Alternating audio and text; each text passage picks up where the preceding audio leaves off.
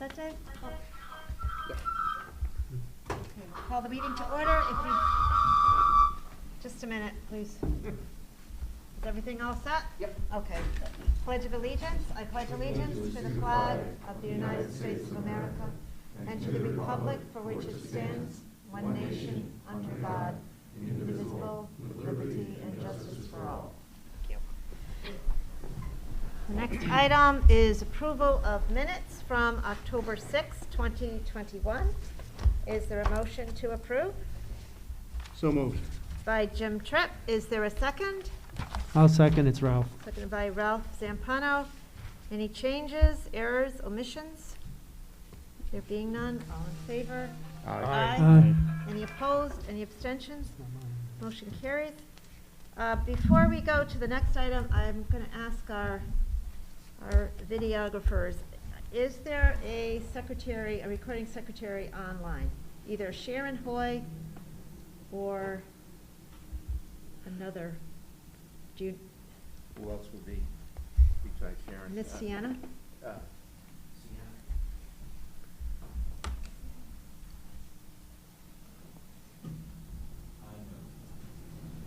So when you make your motions, be sure that you say your name so that they'll be able to follow along when they listen to the recording.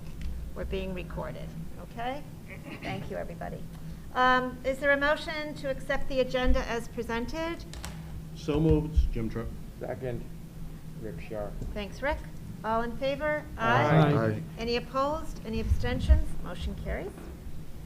The next item is communications and correspondence, and I wanted to share with the Selectmen that we had a meeting this week with the Department of Economic and Community Development and Amy Valancourt from Ty and Bond, our LEP, Licensed Environmental Professional.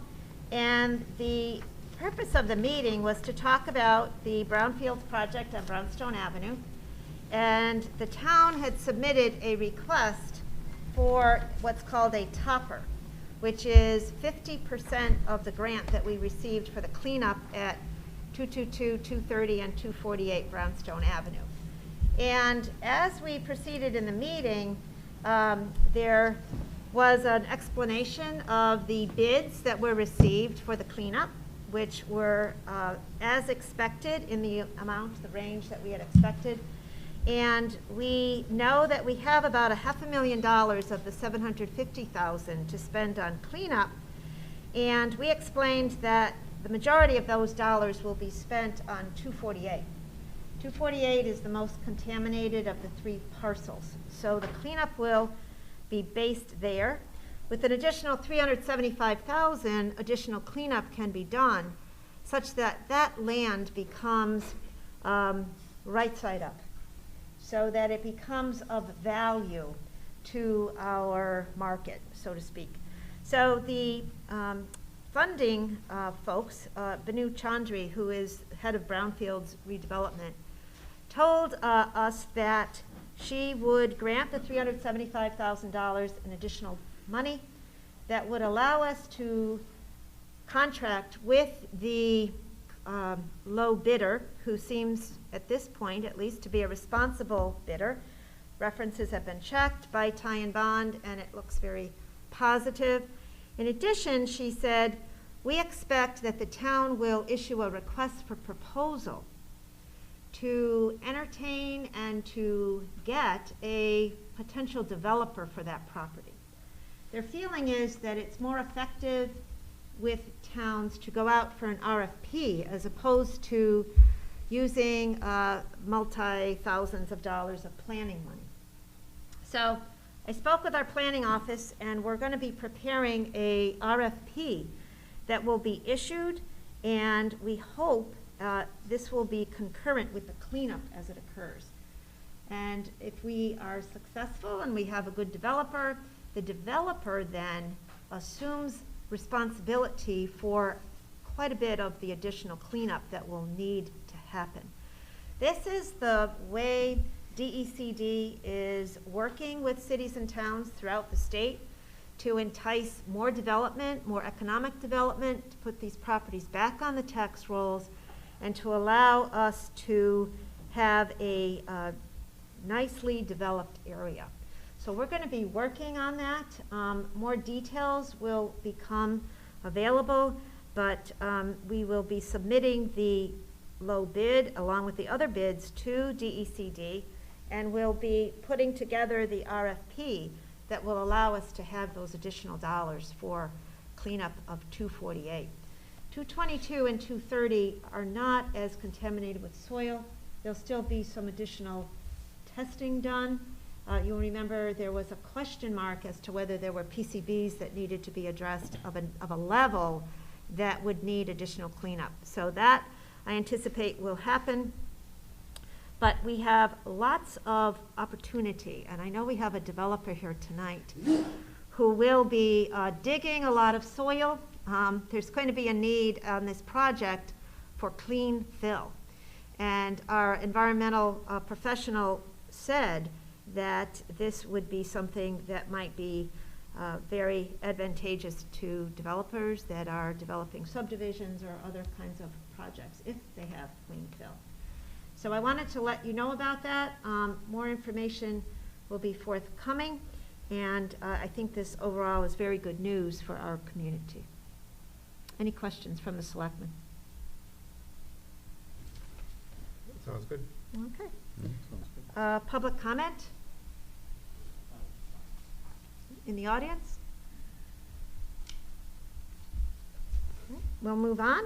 Our first item under old business is the amended and restated agreement to fix assessment on real property at Brainerd Place. I have shared with the selectmen a written copy of the amended agreement. I have also presented to the selectmen the review by our town attorney for this project, which is Shipman and Goodwin, and it is Bruce Chudwick. Bruce Chudwick assisted with the development of this particular agreement, and he's done many others throughout the state. So he sent us some legal changes that he felt were minor in nature, and I've provided those to the selectmen. They had to do with some of the updates that are necessary for this agreement in terms of the properties and some of the other language that he felt would be appropriate. I had also sent to Dan Bertram, who's here tonight, some questions that he was able to answer and sent those ahead to me. And I did share them. He points out that a phase 1 environmental has been done on the properties, that there are some areas that will need abatements, such as asbestos and the like, in some of the demolition of the buildings. And he pointed out on Sunday, when he sent this to me, that he's pushing hard to get the demolition started this week, and that buildings 6 and 14 seem like they will go and be demolished first. He also pointed out that building E, which is the first apartment building that's along Marlborough Street, is designed fully and is presently being value engineered by the general contractor. It's ready to go. Starbucks building is right behind it. They build that to a shell, and then of course Starbucks finishes off their piece.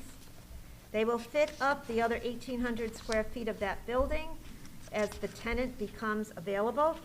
And building F as in Frank, which is the second apartment building, is very similar to building E and was bundled in the same scope of work with the architect for the project, the structural, and the MEP engineers as well. So that building, F as in Frank, is also mostly designed. While developers do not specifically comment on costs that have been incurred to date on the project, Mr. Bertram responded the number is 7 figures of numbers of dollars that have been invested in this project. He goes on to tell us that financing for phase 1 is with local Liberty Bank. And as the leading local bank, they really want to do the deal, and that the tax modification is something that Liberty Bank is asking be finalized as the commitment for the project of Brainerd Place is totally funded. There is no seeking of any state grants, no seeking of any federal grants for this project. Private capital and construction loan for phase 1 is what's needed to start the project. So that's why we're here tonight. Project is ready to start. It's already started in terms of its planning and in terms of some of the demolition and the financing at the critical moment needs to know that this tax agreement is in place. The finalization of construction documents for the Office of State Traffic Authority is going to be explained tonight, and the state signs off on the plans as being compliant based on the improvements that they have already approved previously. Charlie from VHB is here tonight. He's going to be talking about that. Usually Joe Balskis joins us. Joe is a resident of Portland, knows our roads very well. He is teaching a class tonight on traffic engineering, so he can't be here. And then Dan goes on to say that he has purchased his father's interest in VRT DeMarco earlier this year, so he is now the signer and acting manager of that LLC. Previously, the elder Mr. Bertram had signed the agreement. So with Mr. Dan Bertram being the manager now, it's appropriate that he would sign the amended agreement. Otherwise, there is no change in the BRT DeMarco PTP LLC. There's some additional items that Dan is going to talk with us tonight, such as some of the deadline dates that he has established for this project moving forward, and also some of the other permits and things he's going to talk about. I had a conversation with Mr. Bertram earlier today. He is prepared, and he told me that Charlie would be here as well. So first, I think I'll turn it over to you, Dan, if you'd like to take the podium. I'll point out that Fred Hassan is here as well, who is an owner. Only because I think it's small. Oh, hold on just a minute. Is there a question? No, okay. No, I'm we sorry. can ask it later. Yeah, Okay, everybody's 1 gotta check their minute, device 1 and see minute, if yeah. that's the one. Everybody's now. device, if you could please put it on silent, that would be helpful. And I appreciate that. Okay, good All evening. right, good evening, everyone. Good And evening. thank you for the summary, Susan, of our recent conversations. So, yeah, this morning started with this call about demolition having started, I guess. It's really terrible, but I have not gotten by, but I will on my way out to see the fire. But more formally, yes, on Monday, we expect to be out there to start work on the demolition of the two houses that we've identified. After, two structures, I should say. One of them is the gymnasium. And the other is 6 Perry, to clarify. I just said Thank you. number 6. Then, oh, sure. All right, thank you. From there, we'll continue presencing on the site with work on the Sage and Brainerd houses. And I think that that's something that when we bring something back, we tend to kind of massage it back, and there'll be interior work going on in those 2 buildings, and that will leave a little time for assessment work in terms of the abatement process for the remaining buildings that are being demolished. And so what Susan and I have been talking about is a continuous process come this mobilization. Other scopes of work that we anticipate starting in terms of just coming up, setting up the trailer. There'll be tree work that goes on, and just a lot of this is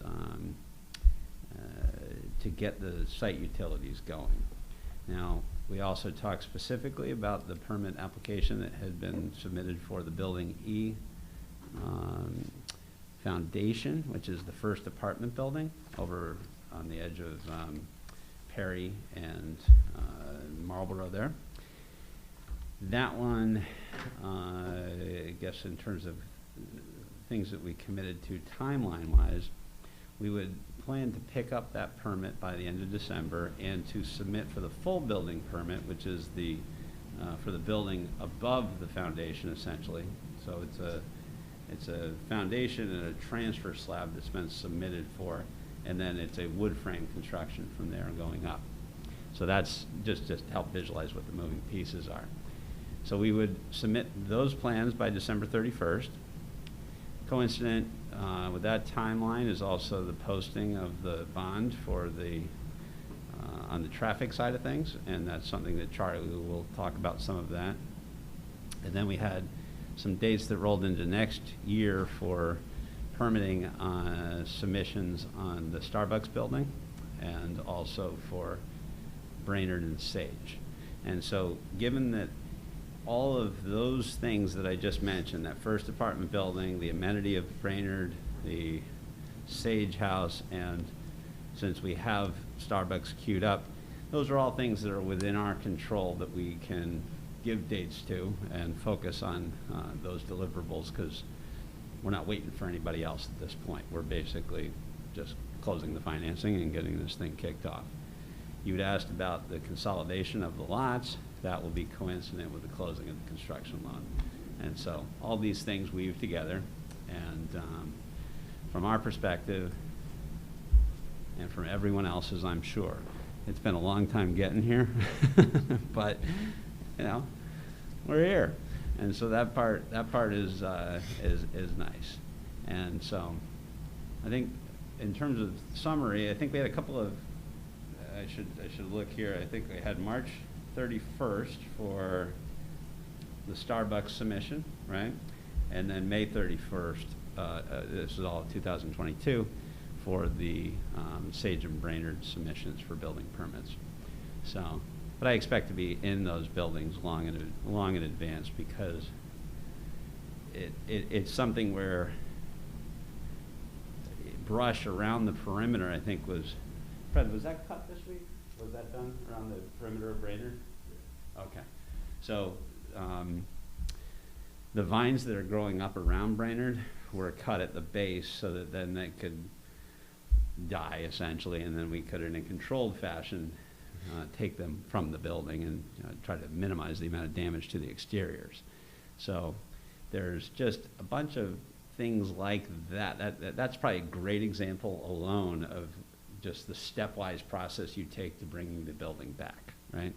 And so that'll be something that we need the Brainerd house specifically back on, or excuse me, not back online. Well, I guess back online, right? It was online in the 1800s, and I guess well after that and into the days of the hospital. But we need that online for amenitizing the E building. The E building is a 15-month build, and so that sort of is the overall expectation when you actually, once you start the foundation work to when you start moving people in. That's about the timeline we'd expect. So those are some relevant dates. I think what we can do is maybe have Charlie talk through some of the traffic stuff, and then we can come back and address anything else, or was there something I that think you'd just like the to- third house, the third historic house, Yeah, the third historic house will comply with the requirements of the zoning commission approval. Certainly that's something that I spoke to last week, 2 weeks ago, as a challenge. So we can't specifically say what form that takes, but we do have to deal with it. And there may be some creativity that goes into it. That what I listed in the dates associated with it is what we see we can do now to kick off the project, and that's what we're excited to finally be doing. So you want to talk about the transportation plan now? yeah, I think we should show some of Charlie? of those pieces if we may. Okay. I'm sorry, I didn't have your last name, Charlie. Charlie Baker. Thank you. Yep, that's for our recording secretary so that she has it. Thank you. Sure. And you're from Van Ness, Hagen, and Bruslin, VHB? Yes, Is that that's correct? correct. Okay, thank you. All right, thank you, Susan. And you're with Dan. And I'm with Dan. He's employing you. Yes, okay. So I'd like to just give a quick update on where we stand with the approval process for the transportation improvements, and then quickly walk through what some of those transportation improvements are. Thank you. First of all, the project has already received approval from the Office of State Traffic Administration, or OSTA, for the conceptual improvements. And the step that we're going through right now is we're doing detailed engineering design and going through the DOT encroachment approval process. So we've already submitted design plans to the DOT for that encroachment permit review process, and we recently received review comments from them. So right now we're working to address those review comments, and we expect to resubmit to DOT within the next couple of weeks. And then from there, we expect to receive final approvals from DOT on that detailed engineering design in time to begin construction in the spring. So the plans I have in front of you, these are the conceptual approval plans that were approved by OSTA. As I mentioned, we also have detailed engineering design plans, but I chose to bring these to the meeting because they're a lot less cluttered, a little bit cleaner for presentation. So I'll start with the intersection of Main Street and Marlborough Street. We're proposing fairly extensive improvements at this intersection that are intended to reduce vehicle congestion and also improve safety conditions at the intersection, particularly for pedestrians. One major improvement we're proposing. One of the improvements we're proposing is to reduce the radius of this. One minute, Charlie. Is the audio working, Philip? Sounds like it. I'm sorry. The audio, we're trying to get Charlie's audio. He took it off. Is that, okay. Yes, that's better. My Thank you, fault. Charlie. All right. So the one of the major improvements we're proposing at the intersection is to reduce the radius of this channelized right turn lane from Main Street onto Marlborough Street. Right now, that's a very wide radius. Vehicles can take that turn at a high speed. So we're cutting into the existing landscape median island, reducing the size of that landscape median island, making it a much sharper corner. So motorists are really going to have to slow down when you're making that right turn. So the goal of that is a safety improvement for pedestrians crossing this crosswalk here. We're also shifting the location of the crosswalk slightly just to improve visibility so that when you're entering that right turn lane, you can see pedestrians in the crosswalk a lot better. Next, we're also doing some roadway widening along Main Street and restriping to add a southbound left turn lane from Main Street onto Marlborough Street. And again, that's a capacity improvement at the intersection, less delays for people traveling southbound on Main Street. And then the next major improvement we're doing at the intersection is we're revising the signal phasing to provide concurrent pedestrian phasing. Right now, the way the intersection operates for pedestrians is someone pushes a button at the intersection, and then it stops all vehicle traffic at the intersection for about 30 seconds to allow pedestrians to cross. So we're going to eliminate that exclusive pedestrian phase and allow pedestrians to cross concurrently so that when a pedestrian wants to cross Main Street, they're allowed to cross at the same time as vehicle traffic for the Marlborough Street phase. And when they want to cross Marlborough Street, they can cross at the same time as vehicle traffic for Main Street. That type of operation is not as common in Connecticut until recently. DOT has recently adopted concurrent pedestrian phasing as a new standard at intersections where it's appropriate, and other states are doing the same. Research has shown that it's every bit as safe as exclusive pedestrian phasing when done appropriately, and in this case, it is an appropriate design, and by eliminating that 30 seconds at the intersection where all vehicle traffic has to stop, that's going to be a significant improvement to traffic operations, especially during the peak periods. And we're also doing a mill and overlay, restriping the roadway, and doing some signage improvements at the intersection. Now, Charlie, when do you anticipate that these kinds of changes would start? We're planning for construction starting in the spring Of? of 22. Okay. Sure. That crosswalk you have going, you know, if you're coming off the bridge and you're doing the right-hand turn, so the small little crosswalk to the meridian there, or Mhm. island, is there gonna be any signal or anything there? So in other words, if traffic's going coming off the bridge and gonna turn eastbound, Yep. and somebody's in the crosswalk, like, what happens? Is there, It's going to be similar to today, except we're going to provide supplemental signage to warn vehicles that they have to yield to pedestrians in the crosswalk. There will be no signal there. It didn't work for the signal phasing to stop. If we introduced a phase to allow pedestrians to cross there, there's such a heavy volume of right turns. I think it's over 1,000 vehicles per hour during the peak, that if we introduced a phase to force them to stop at a red there, you'd have vehicles backing up to the bridge. But what we did do is we moved the crosswalk closer so that you have better visibility, and and like I said, we're reducing the radius there, so vehicles physically have to slow down just to make it around the corner. So it's a much safer condition, and the condition we're proposing is pretty common for a channelized turn lane like that to just have a yield.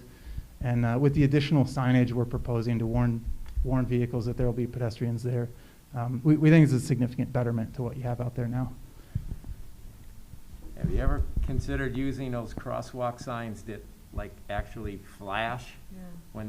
When I think you have to push a button. They don't stop the traffic, but they start flashing these caution lights. We did. We looked into that, and the reason we didn't go with that is it's having flashing lights that close to a signalized intersection can be a distraction, and it's just preferable not to do that.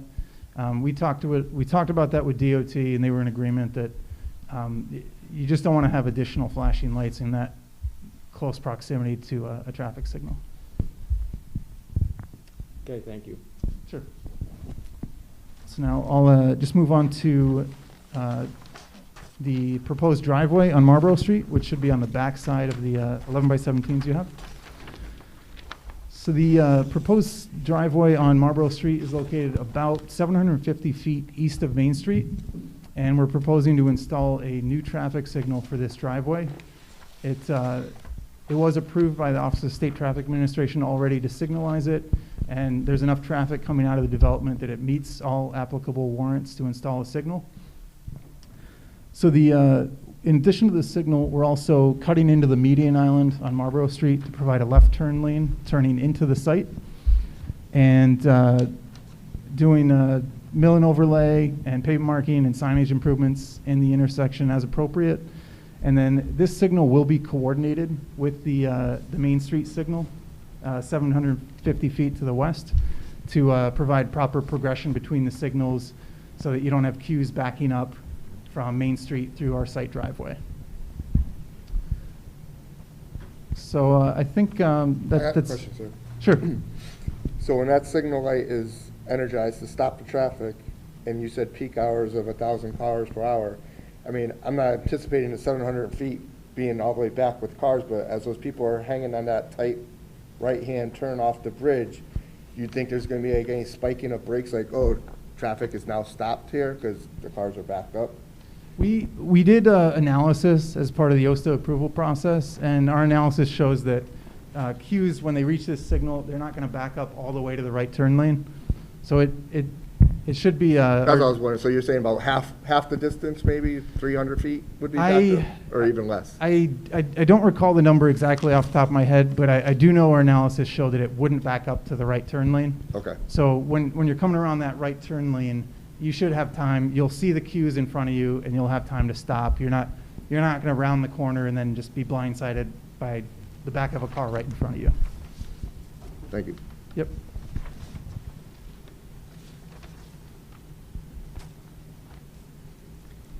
This is probably not a highway question, but it's a question that deals We're not with... taking, just a minute, we're not Oh. taking questions during this Okay. presentation, so, Sorry. go ahead. Luke.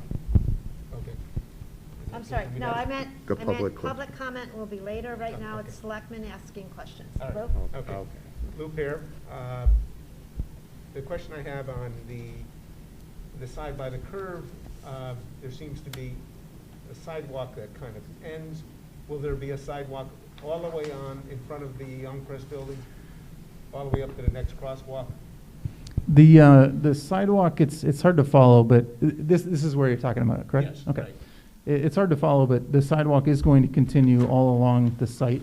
Okay, all right. So that answers the other question, is that if somebody wants to cross, they probably should stay on the sidewalk until they get to the light, because now there's a crosswalk right there, and the light's gonna, there'll probably be a crosswalk light, so people, it'll say walk. Yes, there won't be across this No, piece. not there, but up toward the new. He's talking about your new entrance. The new driveway. Oh, yes, yes. So if you want to get over to here, you can walk Yeah, so along the that- site. That creates a and then cross at the a signal. safer way for people to cross, because that's really a lousy place to cross. Okay, Yep. okay, thank you. Oh, Sure. yeah, you helped clear that up for me. I wouldn't want to cross when they're coming off the bridge. You gotta be quick. Yeah.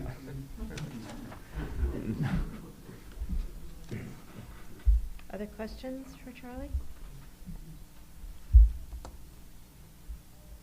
Was there anything else you wanted to add, Charlie, or? Oh, I'm all set. I'd be happy to address any questions. Okay, but- what was the question, okay, Rick, you're next.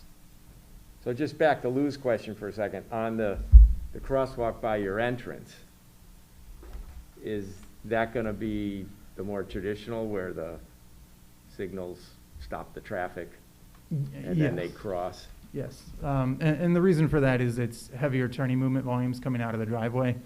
So the concurrent pedestrian phasing I mentioned just doesn't work as well when you have really heavy turning movement volumes. It works very well here because this crosswalk right here, there's very low right turns. Right, correct. So crossing at the same time as Marlborough Street, there's very low conflicts there. And we'll have appropriate signs up there telling right turning vehicles to yield to pedestrians. So.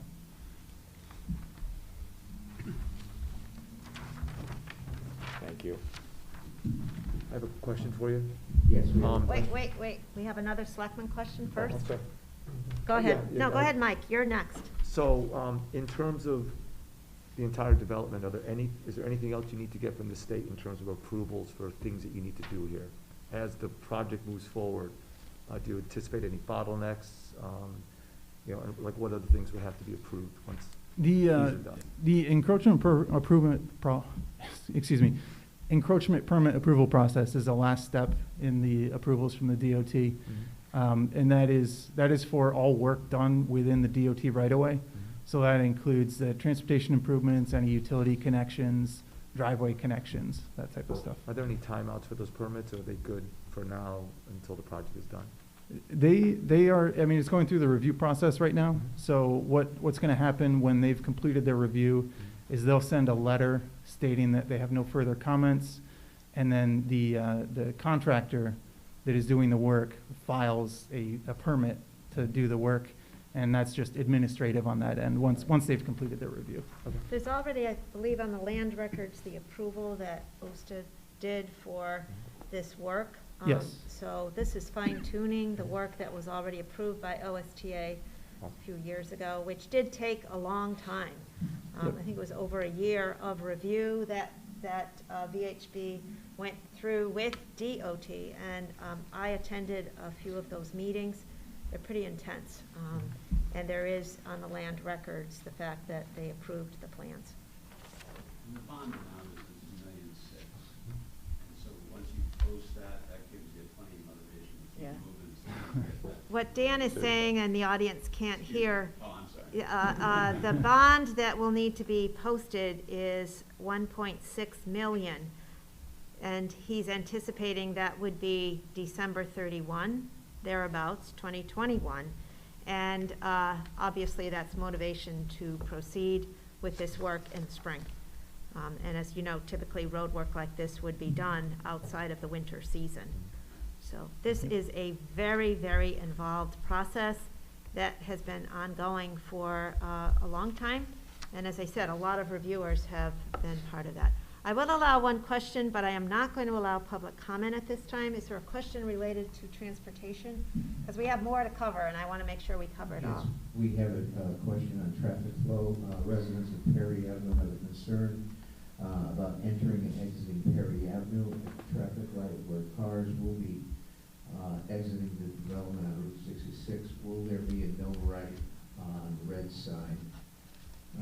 at the development exit light for cars exiting the development onto Route 66. So there will be a break in traffic allowing Perry Avenue residents to cross 66 and enter the street. Okay. Do you know, Charlie, the answer to I, that? I don't believe there will be a no right turn on red sign. I'm not 100%. I would have to check on that design detail. But I do know that installing a traffic signal at that location will help with that concern. Traffic signals naturally provide gaps in traffic. So when the light is changing, that will provide gaps in traffic to help people from Perry Avenue turning out. Okay. If you have any further details on that, let my office know. Sure, yeah, I can follow up to confirm. Okay, appreciate that. Anything else from the selectmen for Charlie? You're going to be here for a few more minutes while Dan presents, right, Charlie, in case something comes up? Yeah, of course. Okay, thank you. Right, thank you. Dan?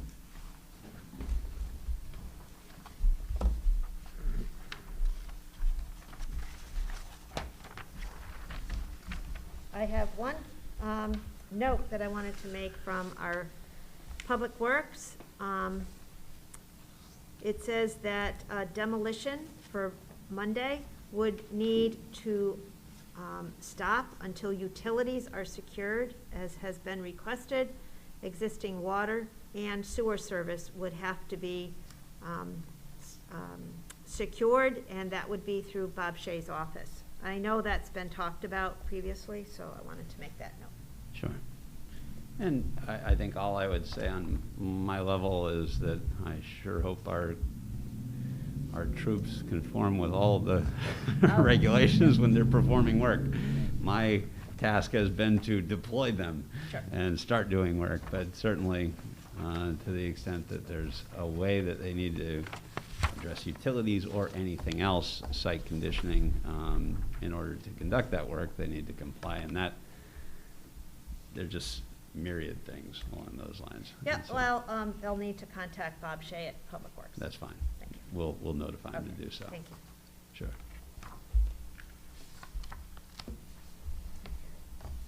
So in terms of process, I guess what I would request this evening, because if I were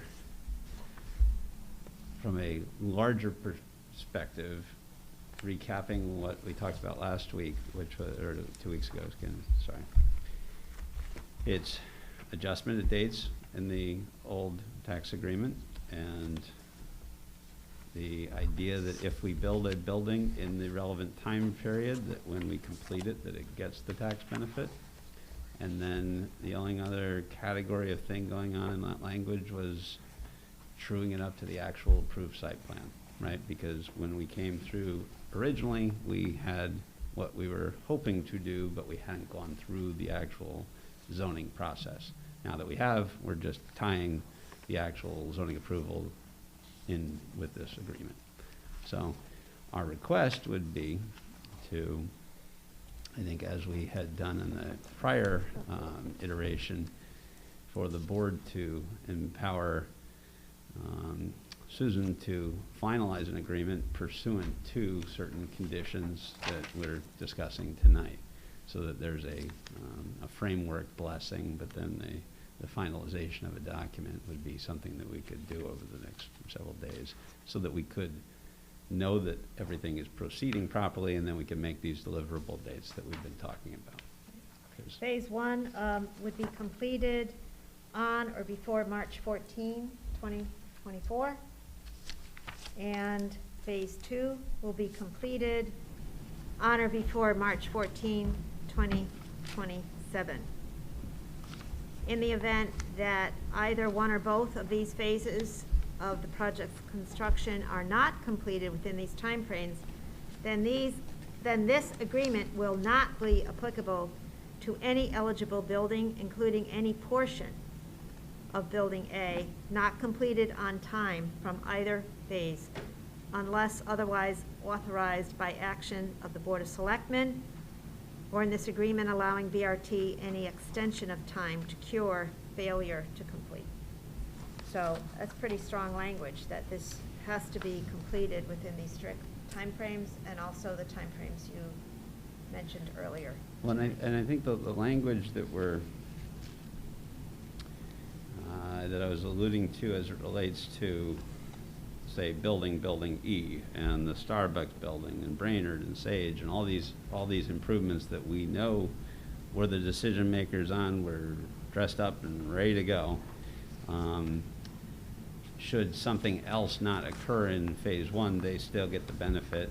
And of course, to the extent that we're trying to roll into the rest of the job, and that is our hope and expectation, especially with regard to Building F, the next apartment building, we're really, and I think I want to take a stab at saying something from about 50,000 feet.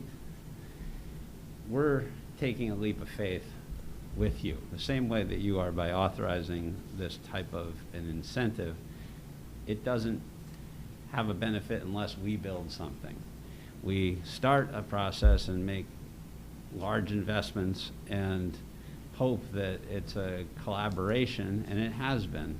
It's been a slow collaboration, I'm not saying that in a finger-pointing way, but we talked about the state, and we talked about, I mean, we've at other times talked about COVID. I mean, there are lots of interruptions. Life happens, right? And so I guess I want to say this because we're starting in a significant investment, expecting to work in a reasonable fashion with the town. We'll be professional in what we do. We're hoping that our best efforts are acknowledged and appreciated, because I think there'll be some really fun and cool stuff that comes of this. And so from the standpoint of a possibility that we come back and say, hey, remember that toothy language that Susan, you read back just a moment ago. Here's what happened in the last 2 years when we built a bunch of stuff, but we want to keep going. And, you know, I just want to kind of lay the groundwork that sometimes we come back because stuff happens the same way that we are now. It's always your choice to be partners with us. But we see that we can finally get this thing going, and we're willing to do it. And so it will be a partnership all the way through. This is too big and too complicated a job for it to not have that vibe all the way through. I guess that's what I just wanted to highlight. It's a little warm and fuzzy, I guess, or something, but it's the reality of it, because we are comfortable with the town of Portland. We're excited to be investing here and making something that we think will be cool for the whole community. And it's one of the things that certainly drove my engagement. I've always said, I really think it's going to be cool to have that Brainerd house back. And so it will, and then of course, you know, Sage and we'll all be working together on Hart Jarvis, right? I mean, that's just the reality of it. We got to figure that one out. But it's not something that, with a job of this size, that we can figure everything out up front.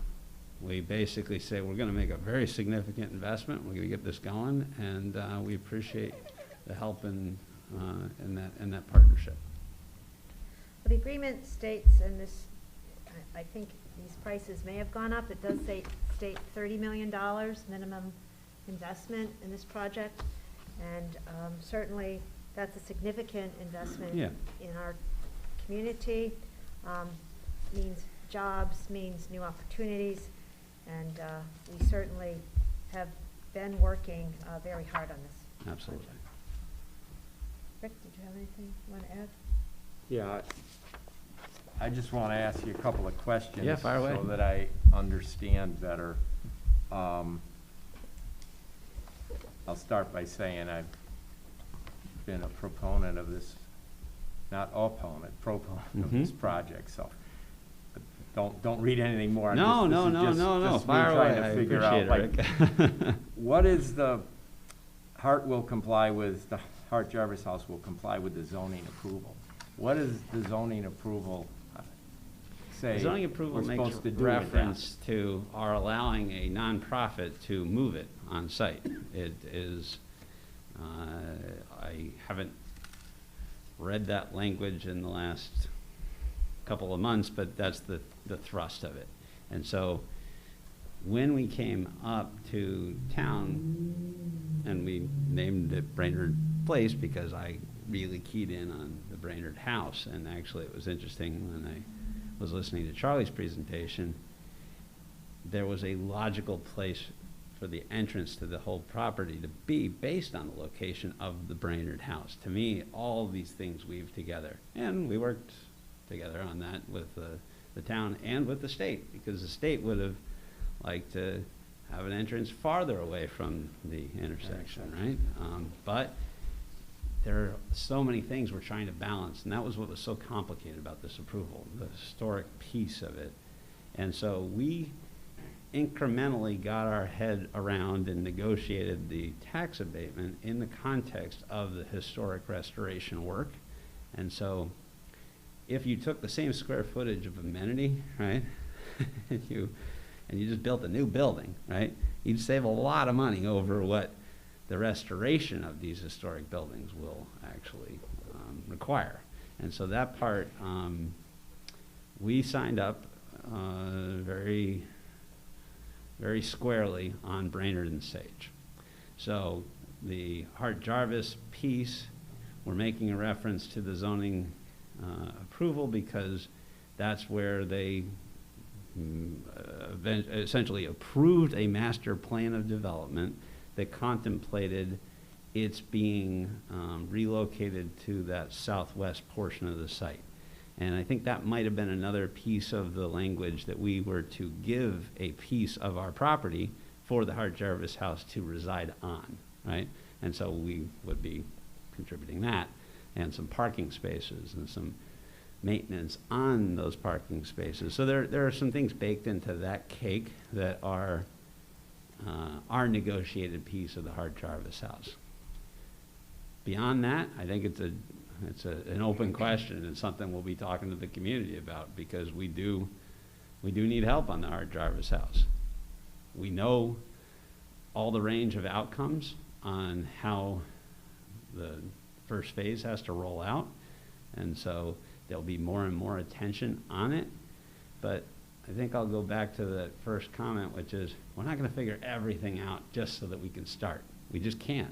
It's the same way we've got a 7-figure investment up here just to get permission to do anything, right? I mean, it's amazing how regulated this stuff has become and how many. Can you do this e-building and the Starbucks with the Hart Jarvis house where it is? Yeah, it's not ideal. It's not ideal. We can absolutely do the e-building. We can do Brainerd. And we could technically have the drive-through for Starbucks come around and kind of get back out towards that main entrance and work around Hart Jarvis. It's not ideal. We don't want to do it. But could we do it? Yeah. And that's why we're saying that, well, this is a green light on these pieces, right? And I feel that, and this is the art of the development game sometimes, you say, when do we have, in air quotes, enough to take and make a further investment, right? And you gotta work it out on the fly sometimes. So the Hart Jarvis house is the only thing that really falls squarely in that category at the moment on this project. And so for me, that's enough.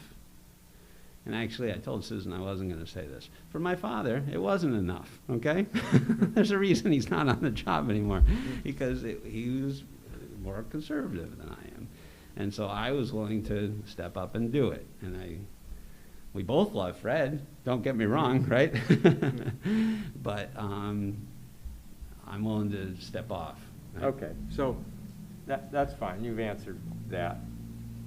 The other question I have, and I spent all afternoon at a Greater Hartford Board of Realtors conference on Zoom.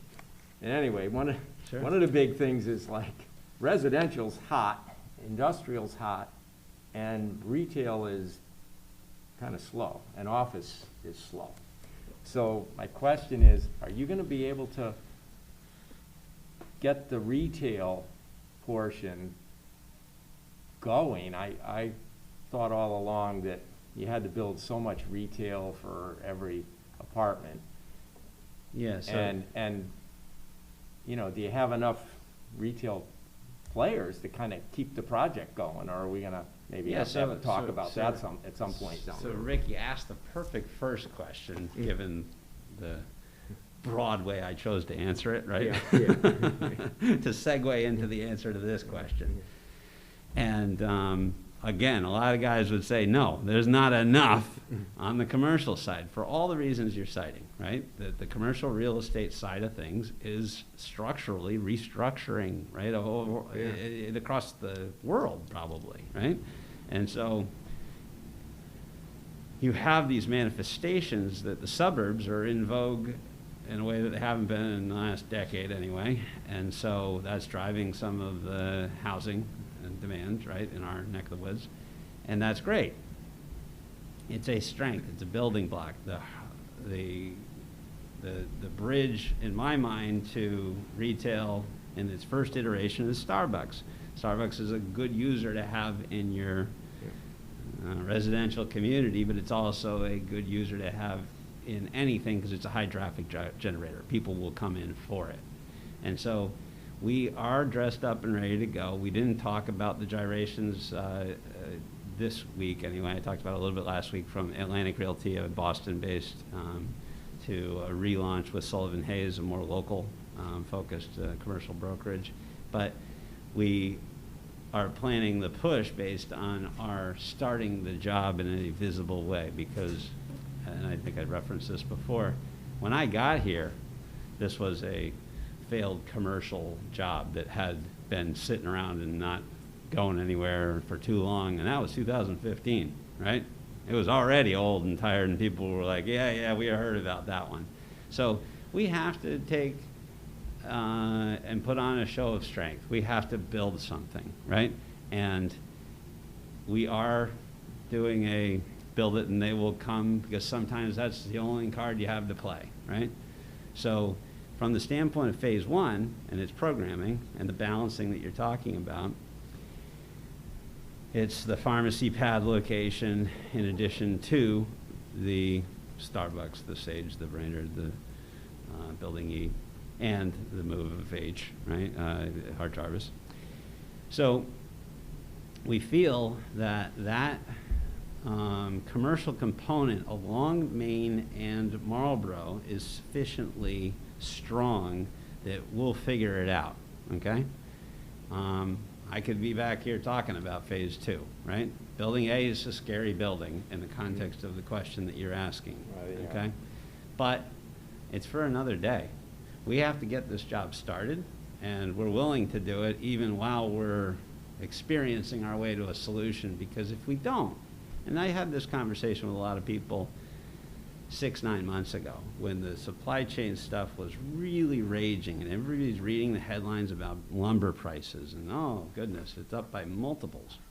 If you thought that that was going to sustain, you wouldn't build anything. You would stop your whole pipeline. You'd say, well, geez, you know, you're never going to be able to build another apartment building ever again. But that's not reality, right? And so the supply chain side of things will get better. I mean, there are all these manifestations that are getting pressed now, you know, at the ports, and then not having the staff to actually clear these container ships and all that kind of stuff. I think that that will subside, and we'll be back to some normal, more normalized cost structures. And we feel that there is a sufficiently strong market, and I think I talked about this a couple weeks ago, to justify building this, even with some cost issues. But yeah, I can't tell you until we have a job that's clearly being built. Our card that we have to play on the commercial side is that we're building a new thing without any real area competition, and it's a great location, right? We got a lot of traffic, very visible. So it's got a lot of really good characteristics, and we're giving it the college try. I can't tell you it's going to work. I mean, I hope, you know, I got bankers and other people that are hopefully not watching, I guess, for that candidate response. But my point is that there's a sufficient economic situation to start building towards this master plan And the balance that the zoning commission wants to see for phase one, we think we can deliver on. And so we just start. Okay, thank you. Sorry if I give too long an answer sometimes, but that's, I'd rather just put it out there. Great. Other questions? Mike, did you have anything? Ralph? I have one thing. Lou? Okay. And just to revert back to the original comment that Susan meant, and this is not a question, this is just a comment on my part, is that it's been a while since we started. Yep. And I, as a selectman or as a resident in town, would like to see the shovel in the ground as soon as possible and see if we can meet that 2024 deadline. Yeah, Because absolutely. that's really important for me and for the taxpayers in town. I agree with you. Okay. And the table's set for that, so Okay. I feel good about that. Thank you. Sure. I have this question. I want to piggyback on what Rick was saying over here. So I know you're kind of like, you're strong on the commercial side of it, but I think you're going to be pretty golden on the residential, because I'll put this in a short, is like when you went for the tax abatement, you quoted the residential as your income, and then you got your debt was the whole project, $30 million, and you're banking on what you're going to be revenue from the residential, correct? So you probably had a fixed number on each apartment, right? No, we do, well, but we model revenue from all product, right? So. Well, let's just talk about the residential side. Sure, You sure. probably put a number on it, right? That per unit was gonna take this much in and a percentage of it. Oh, yeah, of course. Right, Yep. a number. Yeah, a rent, top line, yep. Yeah, and then when you Revenue. went for the abatement, you did all the calculations and you said, all right, this is what our number was, and, granted, you're a businessman, you probably went a little bit on the low side, so your numbers look good. But now with the escalation of the renters, I don't think you're gonna use that same number in the rental. Hypothetically, you said each apartment was 1,500. You're probably gonna increase that now because you can get 1,900 for it. So I'm saying you're gonna make up on the end on the residential when you're losing on the commercial. So I don't think you're, Oh, I see what you're saying. Yeah. So from the standpoint of, the other component and slice of that would be the construction costs. Mhm. Certainly higher than when we originally were modeling it as well. Yep. Now, the question is, did they move in the same way? Did they one move a little more than the other? And you don't actually know until you build this stuff sometimes, because the market rents, you can't test a Class A market residential rent in Portland, because it hasn't been built in this market in any recent times, right? And so we can look at something over in Middletown, we can look at something in Rocky Hill, we can kind of speculate that if these rents were achieved in this relative proximity to these employment centers, then it would work here because of da. So you're always placing a bet, right? But you try to inform yourself as much as you can. So I think that the analysis of will the residential compensate for, the strength of residential compensate for the weakness in the commercial, I don't know.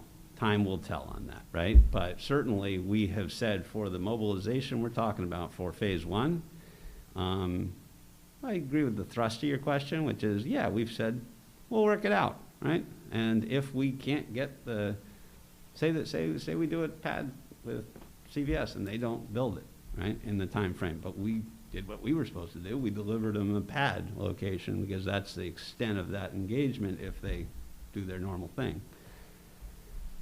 And, well, the rest of the stuff we did build within the 7-year period, we have the tax incentive for, and that works. And that part that we didn't perform on in the window that we had doesn't get the benefit. So no one really loses, I guess, from that perspective, and we will still have a commercial use on that corner, and we'll work it out, because I do believe that the corner of Main and Marlborough is the best commercial piece of the site.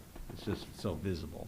And so we'll repurpose it to some other thing if we don't execute on that first plan, right? So So how that weaves into phase 2 and beyond, that's a foggy crystal ball for me. But I feel good that we can navigate the waters on phase 1. Is that fair? Yep, thank you. Okay. Good point. Good points. Thank you, Mike. Anybody else? Yeah, actually, I'll just make a Bill? quick comment. You know, obviously, when you were here the last time, I once again gave my usual, I want to see something done. I'm happy that we're talking about some short-term dates that are specific. Yeah. Because I think ultimately, you know, certainly when I'm out walking, you know, walking around and talking to people, they're certainly, you know, continuing in that pessimistic mode. Sure. So if, you know, if we could operate and move to these dates, I think people in the community will feel a whole lot more comfortable that something really is indeed happening. Yeah, and in my world, to follow on that, Ralph, is I'm kind of getting beat up in all these other environments before I can even come and show up at a meeting like this and look anybody in the eye and give them these dates, right?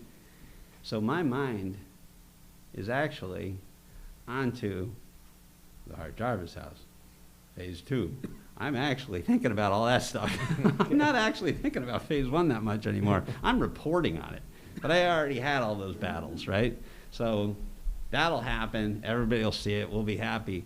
But the only way we're going to stay happy is if I focus on those next things and get those in. And we, I guess, all working together, of course, figure it out on the later stages. But we have a mobilization. We have a good plan, and each one of those reportable dates was just a ton of other things that had to be done to even let them out.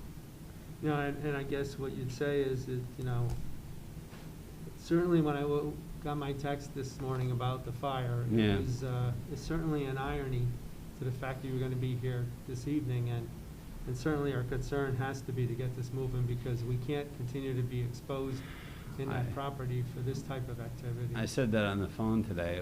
I viewed it as sort of a wake-up call for everybody, frankly, that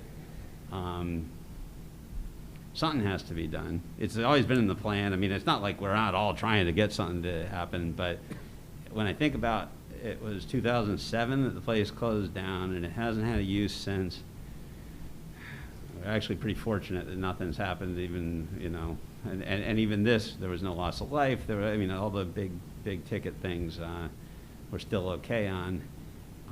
But I agree with you. To me, it's just all that much added to the list of reasons to get this thing going, right? So. Yeah, that kind of dovetails. I was going to ask, one of the questions that I had, given the incident that happened this morning, what are the security measures, for example, as you're getting going? Are you basically going to be fencing the site in as you're starting construction? If we've got Yeah. folks that have been going in there, and then we're looking at starting construction, et cetera, how is that site going to be controlled to, one, really kind of prevent the type of incident that occurred this morning, assuming that it had something to do with folks in the structures that didn't belong there, and make sure that as construction's going on, that nobody's, you know, impacted or injured because they're in a location they don't belong. Yeah, no, I think that's a good question, Jim, because basically, from my perspective, I'm simply trying to deploy DeMarco constructors to take the field, right? And if you go down to downtown Danbury, we're building a 6-story building there right now, and you'll see that the whole site's cordoned off, and it's a secured environment because you can't have children wandering in. I mean, other things that are just, you know, basic site security measures. In this case, there are a number of components, but they all lead to demolish the buildings and take down the trees, because then what it does is it gives you great visibility across the site that we don't have now. We have, I mean, there's a reason, I guess, why all the spooky stories are associated with it, but they persist, because it's a labyrinth as you go going through the whole site. So just by removing buildings and clearing out the trees that are not staying, right, and need to be dealt with anyway, will infinitely improve the security situation over there. And then you put cameras on the construction trailer, and you post these things. It needs to be mobilized on and taken control of, because it's just been kind of waiting for us to show up for so long. But when we do, best practices address a lot of this. Okay, yeah, that was one of the concerns, because No, it's fair. I know it's tough to police, and it's gonna be Yeah. tough had to be tough for our fire folks this morning to get in there and do that work, because I know it's a labyrinth, Yeah. so. No, and I agree with you. I think that clearing that site out to make way for the buildings we intend to build all the way through, it'll address it. And of course, in all that zeal, right, that we have, and it's the art of this business, I will 5 times in the next week be talking about there are trees up there that we said we're keeping.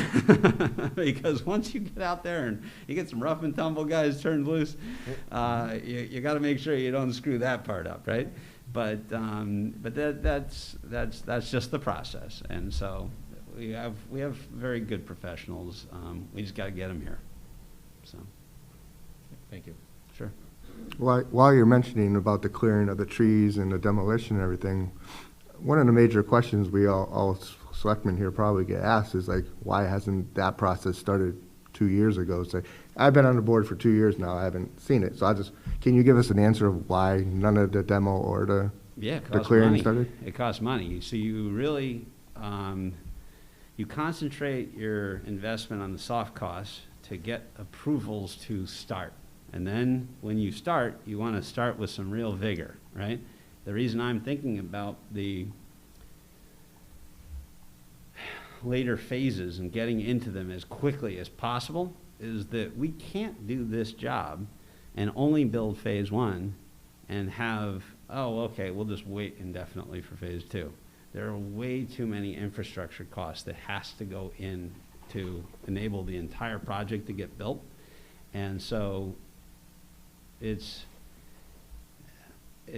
a money-burning situation if we only build phase 1. And so I guess my point is, because of those realities, right, you are judicious about when you deploy the troops. You got to be able to see it all the way through to something that gets you stability, right? And so that's in phase 2. So we're going to have a lot of pressure to keep rolling past what I'm talking about tonight, but we'll be working on it and figuring it out. Yeah, well, you mentioned earlier that, you have a vine problem climbing up the houses. You would have thought that you'd at least clear around the houses to protect them. No, I know, but I mean, But now it's basically, costing more money trying to fix them, maybe, possibly.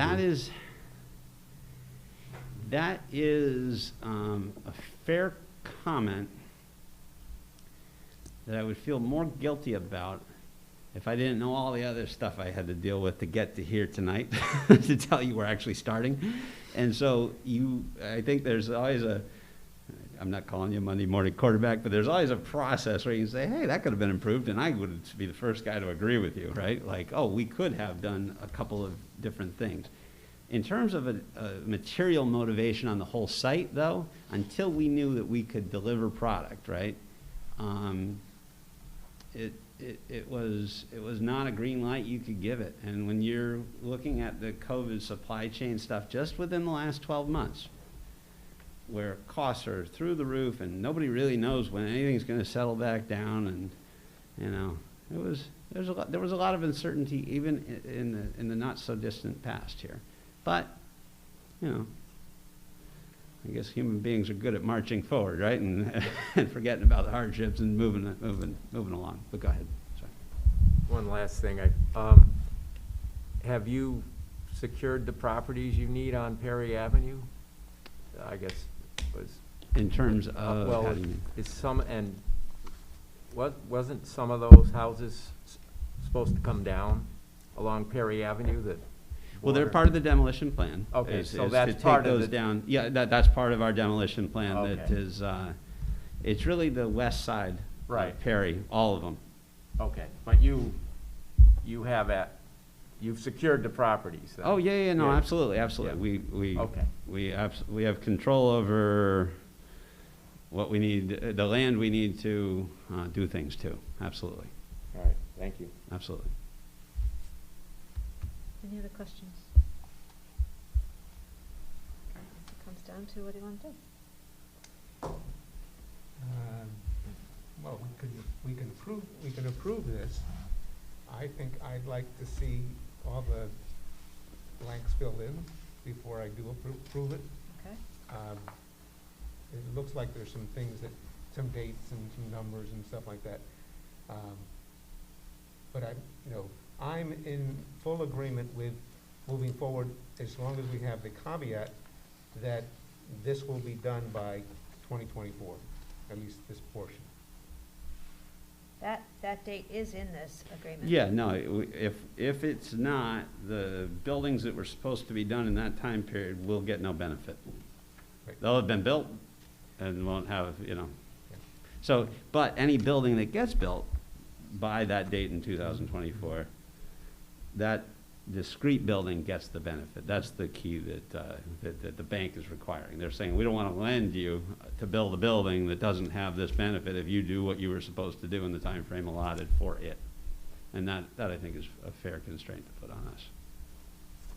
One of the documents that you have in front of you is some of the legal changes that our attorney had suggested, and those have been shared with Dan and then to his attorney. I didn't hear that there was any objection to those No, I items. didn't. My attorney was on vacation, and I was gonna drag him in, but I didn't. I talking to him at 9 o'clock tomorrow, but I didn't see anything. I don't see any showstoppers on any of the language. I think that the broad strokes on it are those three things: the dates, if we build it, any one piece within that time period, that we're okay, and then just tying it to the actual approval. But to me, there's nothing else that's going on here. So I'd like your attorney to look at it again. Of course, yeah. Oh, no, I think the attorneys need to just create a nice, Exactly. clean document, of course. So that we have a full agreement between our attorney, your attorney, and you and us. Totally. And then we still have another meeting before, you want to We get, can have a you want to special get, We can have a special We meeting. can have a special meeting. Yeah, What you I wanna would get like, going on this. what I would like from this board, because to proceed with our attorney and BRT's attorney, I would like consensus that you allow me to proceed with filling in the blanks and to bring back to you an agreement that has been negotiated. So, and then you can vote on that agreement once it's given to you, but I would like to have your okay to move ahead with this. Is there a motion to that effect? I'll make a motion to allow you to speak on our behalf once attorneys have met and the language has been agreed upon, And bring that back to the board. and bring it back to the board. Okay, is there a second? I'd like to second that. Mike I'll Hilton? second it, yeah. Okay, further discussion? So I'll take the document that's in front of you, as well as the changes that our attorney had made recommendations on, and I will be in touch with Bruce Chudwick, as well as, I think it's Mr. Daniels. Yep, Dave Daniels. Dave Daniels, that is the attorney for BRT, and bring back to you a fully readable agreement incorporating some of the thoughts of tonight, as well as the date certain that we expect things to occur. And with that motion that's been made and seconded, is there any further discussion? I will say one thing before you speak, Mike, that I may ask for a special meeting, simply because I think we need to, if there's additional time that you need, that we allow for that as well. So I'll look at next week as a potential for us. Later on tonight, we have a special town meeting that I have to ask for as well, and that's next Wednesday. So if we can certainly move ahead with this project, I think that's agreeable. We will do so. Mike, did you have some comment? No, only comment was, I think everything that you've asked for so far, and what we talked about tonight, seems like it makes sense. I'm for that. I'm looking forward to having the lawyers take care of what they need to take care of. And it's been a long time coming. I'm anxious to see something happen there. Great. So, Thank you. Okay. Anything else? I think think it was a good discussion tonight. I want to thank our presenter, as well as Fred Hassan, who I spoke with earlier today. I'm sorry about the fire that occurred. I do not have any information on that. And I thank Fred for his kind words about our fire department and how well they performed, as well as our sister city of Middletown and East Hampton, and I think maybe Glastonbury helped too. So we want to officially thank our firefighters as well as our police that managed the traffic. It was not a good morning. For sure. But it certainly got better, and by 7:30, traffic was flowing and everyone was safe. So again, we're grateful for that. That God was good to us this morning. Amen. We Okay, need to vote, right? the vote. Don't we have to vote too? The vote, yes, I'm going to vote, yes. All in favor of the motion indicate by saying aye. Aye. Any say no? Everyone said yes, no abstentions. Okay, thank you very much. All right, thank you, everyone. Thanks. All right, have a Thanks, good thanks, Dan. night. Okay, the next item, have a good evening That's to our right. guests, is an update on the Portland Fair 2022, another project that we've been working on diligently. We'll take a couple minutes while Charles removes his portfolio and things. And I think Ms. Kim Canna is here to present to us what has gone on. Welcome, Kim. Thanks for coming. Now, are you the, you're an officer in the Fair Association? Treasurer.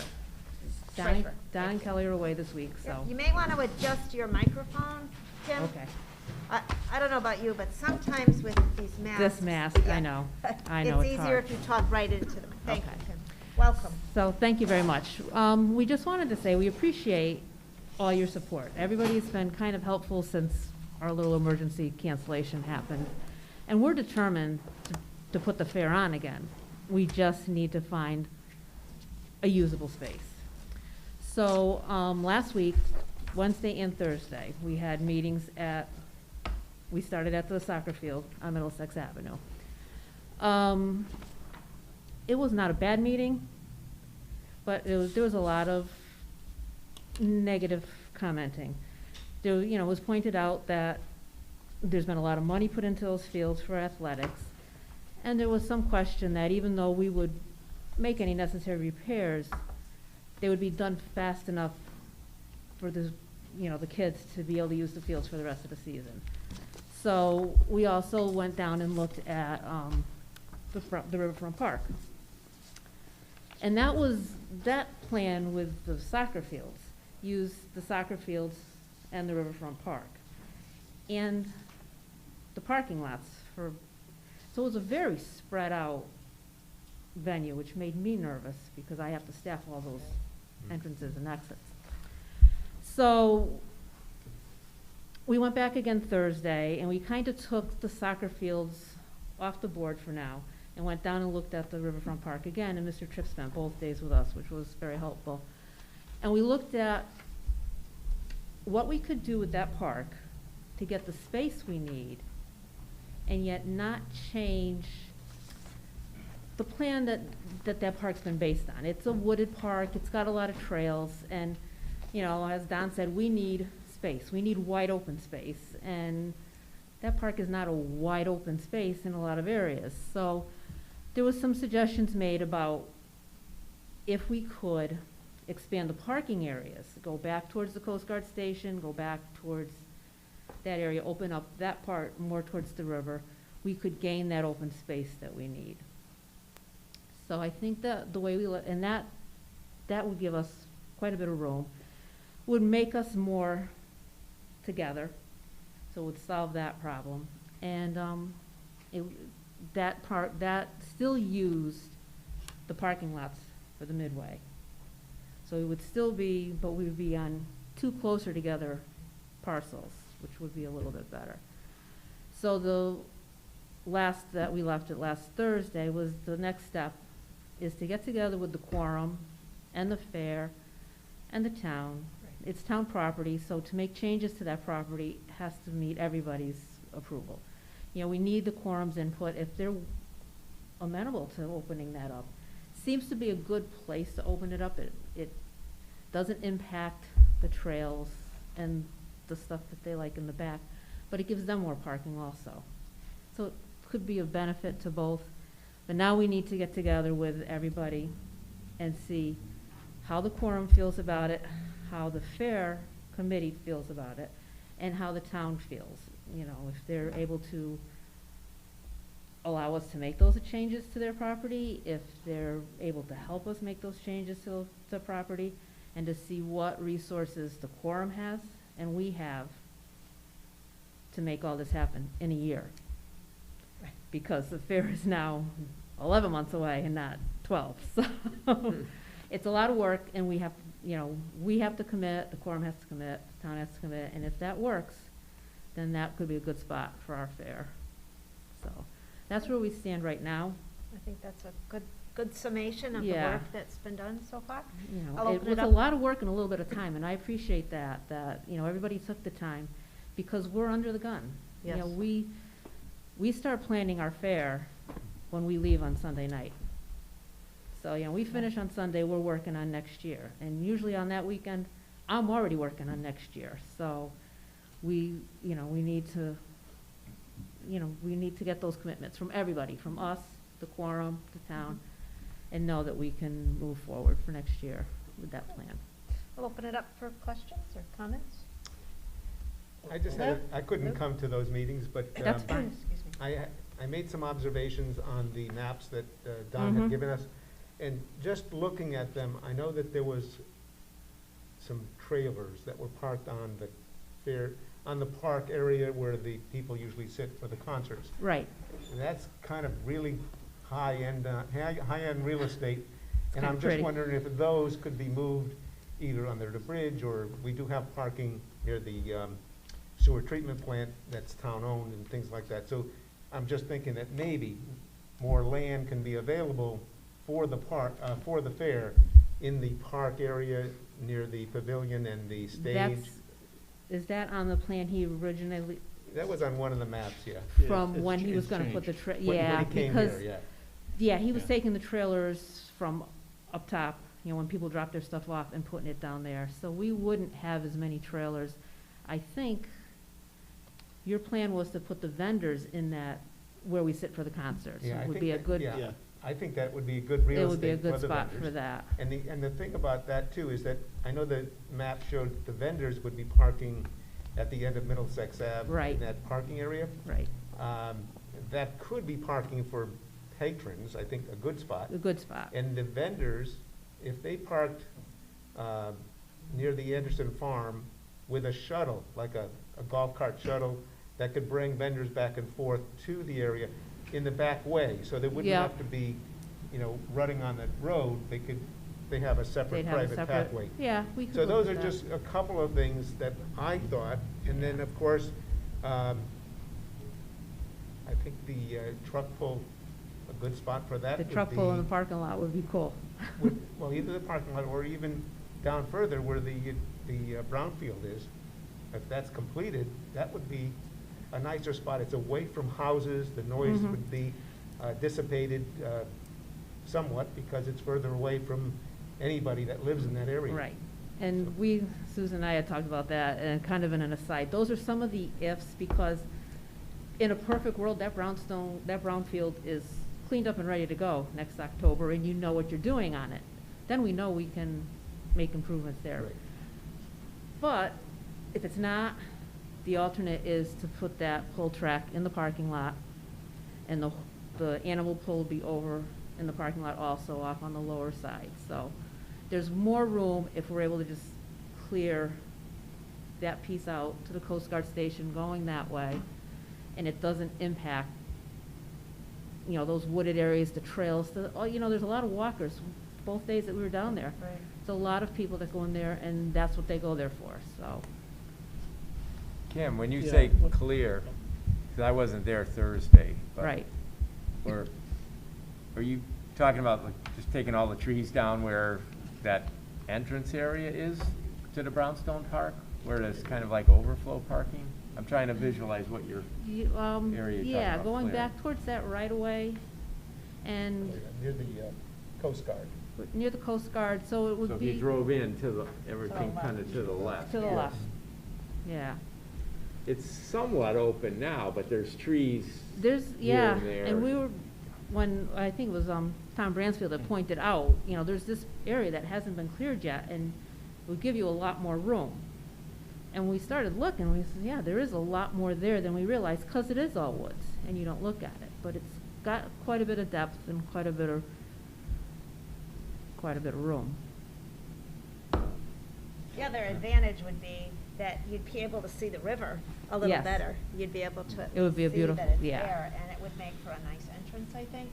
So some of the conversation that Kim is talking about between some of the members of Brownstone Quorum, the town, and the fair is how can we meet the needs of the fair, improve the property, and improve the ability for the utilization of that land all the time. Right. For the fair, for the concerts, for some of the other activities, and, I mean, there's weddings, there's other craft fairs and things that occur in that area. I think it can be a win-win-win, which is why Kim is saying to have this, I guess, the tri-parties, Yeah. the Fair Association, the town, and Brownstone Quorum, all of whom know how to organize, know how to be environmentally sensitive for land, and at the same time, enjoy it. I mean, this is town land, it's something that should be used, and every time we can improve it together as a community, we certainly improve our ability to enjoy our town. And I know Jim was gonna add some things too. Yeah, I was gonna say, we went through a lot of different iterations in terms of how things could fit. We looked at where we could move elements further down different trails, and there was always gonna be that significant impact. And by shifting things the way we have, and it goes back to what we talked about, right, collaborative uses. Right. We can use the field area for a lot of the vendor tents, and I think, you know, there's gonna also be like the craft tent The and craft things like tent. that. And then in the parking area, we can get the larger tents in for animals and doing a clearing in the back of the woods. We don't have to clear the whole set of woods, which would be daunting in a year. Oh, yeah. But we need to clear enough to get, I think it was an 80 by, either 100 by 40. I think it was 100 by 40. Tent in there. Now, that will improve views and potentially provide some extra parking at times and things Mhm. like that, if we do that. So again, collaborative uses. And then by doing that, we had a place to put the truck pulls, and then the midway being where it was suspected. The So parking lot, right? without like negatively impacting the park proper and the trail systems and the things that people rely on, we kind of got to a place where we pretty much, we found a place to put all of the uses. Oh, yeah. And that was, it was very, very good Yeah. discussion. You know, there was some changes, you know, we looked at, do some tents need to be a little bit small? Can we work with a smaller tent for some of our applications? You know, do the cattle need that big a tent? Can we shorten their tent up by 20 feet? Things like that, so that we could fit in the area that's there with that little bit of opening around the parking lot and stuff. And being around the parking lot, that parking lot's used a lot. You know, summer concerts are full down there, so that would never be a disadvantage to have more parking. You know, for the other park uses, like Susan said, it's rented out at times, you know, there's parties, weddings and stuff down there, so. So So it are we- could be a nice event. Okay, well, that's good. I'm glad it's progressing. Are we still looking at this as a temporary location, or might this become Well, we the haven't permanent really, location? we haven't, And that's just a question. I know, and it's a question for us because this has all come about since we've had our regular meetings. So it really comes down, like we said, when we get the 3 people together, it could be permanent. If everyone would be, you know, if the quorum is happy with us being there, if we're able to have the space we need, and then that takes us back to what happens with the Exchange Club grounds and what happens, you know, for them. So, but for us, it's looking, if everything falls right, if, you know, we have the midway on the parking lots, if we have that room, it could be permanent. I think the big concern was. And it takes us off of that soccer field, takes that off the table. Yeah. Yeah, I think the big concern is we wanted to make sure we didn't go into a third year in a row Absolutely. of missing the fair. Right, no, I So get we that. know- Absolutely. We should, That's the big yeah, thing. and maybe talking about permanent is getting ahead of ourselves, Right. so. Yeah, it could be. I mean, But it depends, and I think Don's doing some work to try to figure out what some solutions are to try to help improve conditions, and I think there'll be a lot of conversations, you know, with the Exchange Club, but in the meantime, we have a path forward for 2022, which is, I think. Well, important. I'm glad that I was concerned about the soccer fields, but I was more concerned about the neighbors up there. What I was Yeah. hearing on the Wednesday Yep. meeting, you know, the property owners They were not happy. they weren't happy. Yeah. And I always try to put myself in, well, what if my house was there? Right. Would I be happy, even though I like to go to the fair? I don't know if I'd wanna put up Right. with, I mean, I'm old 2 enough nights to and remember when the 3 fire days. department had carnivals down there and Yeah. beer fests, but that Right. was a whole other era, and that was before those fields were improved the way they've been, Yeah. so it's a So. different, and those people, most of them I probably are new to the neighborhood since then, so I don't blame them. So I think the reports will continue. Yeah. I know that some of the members of the Fair Association are away. That's why there's some members here tonight from the Fair Association. Thank you for coming. Others couldn't be here tonight. And we look forward to having those 3 groups Right. meet and have you come back, Kim, and give us a report as to how things proceed. Okay. I mean, I think I'm speaking for those that attended, that this is a good plan for 2022.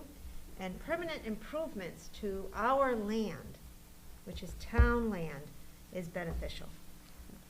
And I think that regardless of whether it is permanent, as you asked, Rick, it's improvement to our town land. And I think that's something that is beneficial. Absolutely. Could I just make a Sure. couple of comments? You know, I couldn't make it because of my day job, but I was relieved when I talked to Jim afterward to get an update, and it seemed that, you know, everything came together really well on Thursday to have a strategy about going forward. Right. And, you know, to Rick's points, those 2 items were exactly, I didn't see how the fields would be usable for the remainder of the season, which goes into mid-November, and then we'd have problems with that. Then we also, I had talked to neighbors, and neighbors were not happy when it was announced. So I think by getting out of those, that's great. Mhm. Well, I think that, Um, you know, Don said we would fix the fields, and he would get whatever they required, the proper material and stuff. But, you know, some of this stuff pointed out by Nate and Carl, it wasn't necessarily that our repairs would be adequate to get them back on the field in that playing season. I mean, they would be adequate Yeah. if we were fixing the fairgrounds. Yeah. But would it make those playing fields usable for the rest of their season was kind of questionable, Yeah. so. The only other thing I wanted to bring up, just because I happened to be talking to a resident this past weekend, and we got talking about the fair, and is it gonna happen? And I kinda gave a quick summary of the discussion, what was gonna happen at the riverfront.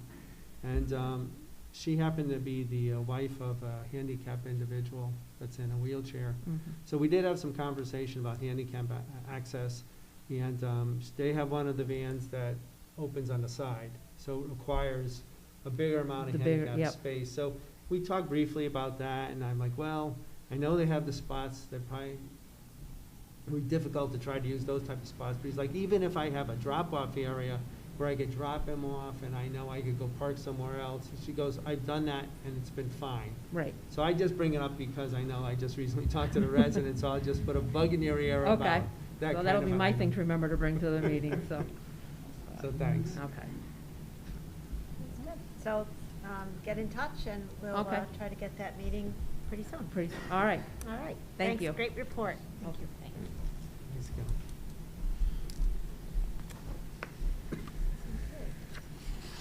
So the next item we have is appointments to boards and commissions, and I think we have one tonight. Jim?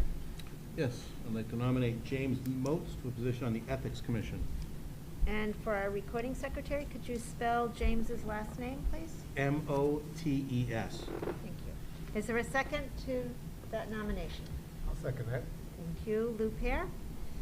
All in favor indicate by saying aye. Aye. Any noes or abstentions? Motion carries. Are there any other appointments to boards and commissions tonight? No? Okay. The next item is, some of this is information that we bring to you when we find that we need some notification to you as to purchasing things and also paying for them. So a bid waiver for the transfer station roll-off truck container. I wanted to read this to you.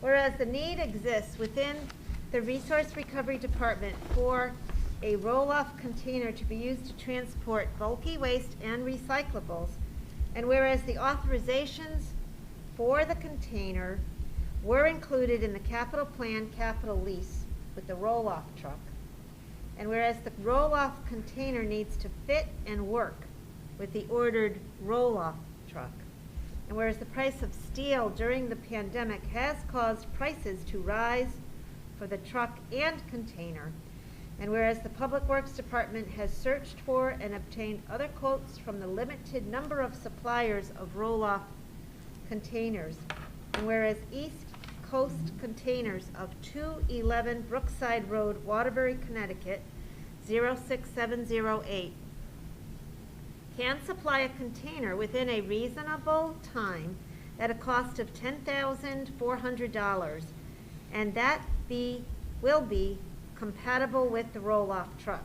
Now therefore be it resolved that in the best interest of the town pursuant to section 1208, section 7 of the Portland Charter, the Board of Selectmen hereby waives the bidding requirements of section 1208 of the Portland Charter as it pertains to the purchase of a roll-off container from East Coast Containers, and be it further resolved that the Board of Selectmen authorizes the first selectwoman, Susan S. Bransfield, or her designee, Director of Public Works, Robert Shea, to act on behalf of the town of Portland to enter into the agreement related to the roll-off container purchase.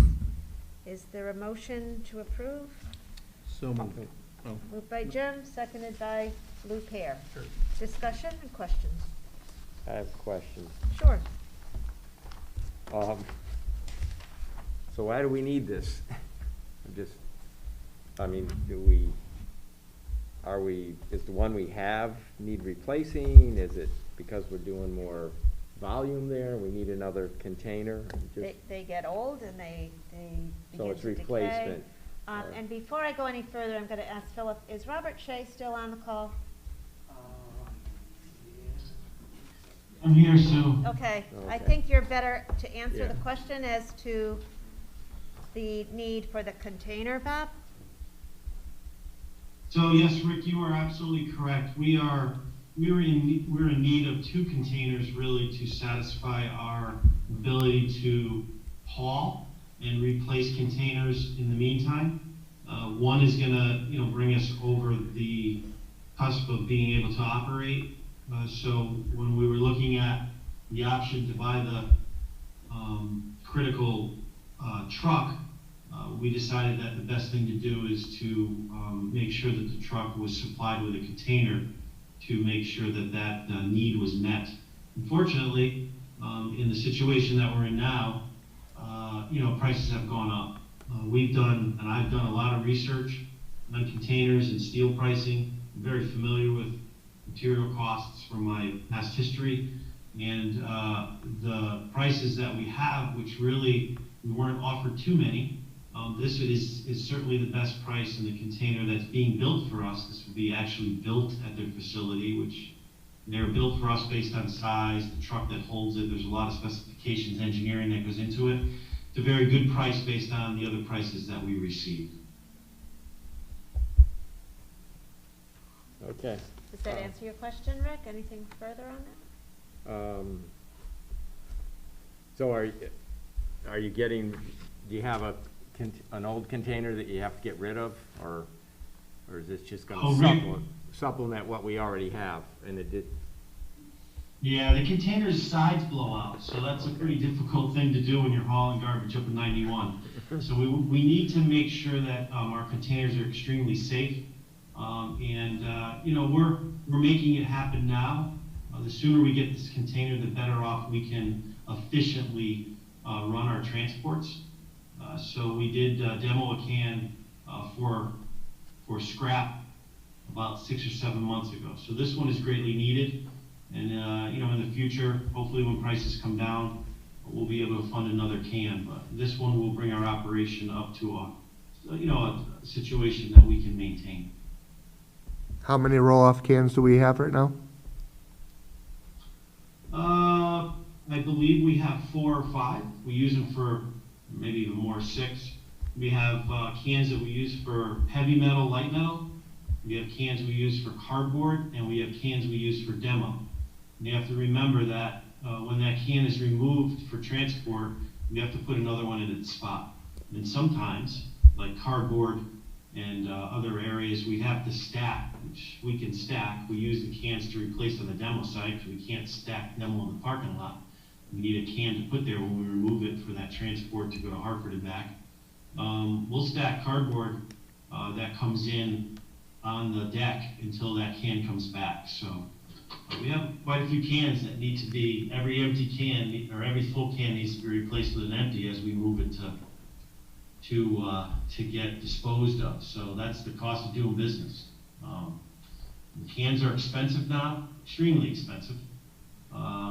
And we need to make sure that we have those to efficiently do our job.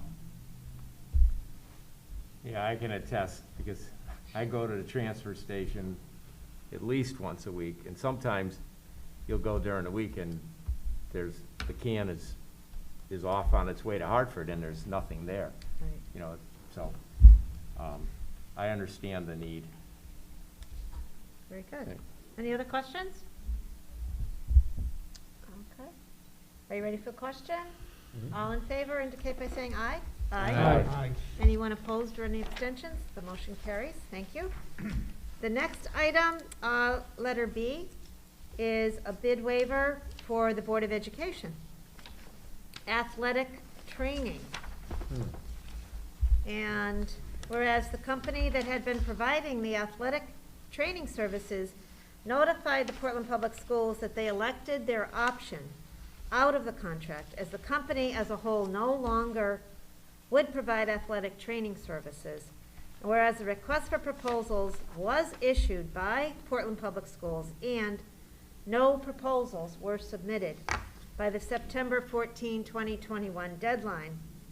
And whereas the Portland Public Schools has continued to reach out to many different companies that provide athletic training services, and whereas physical therapy and sports medicine centers of 5 Pequot Park Road, Suite 102, Westbrook, Connecticut, 06498, with a satellite office at 201 West High Street, Suite 2, East Hampton, Connecticut, 06424, is willing and able to provide services as outlined in the previously issued RFP for the remainder of the fiscal year ending June 30, 2022.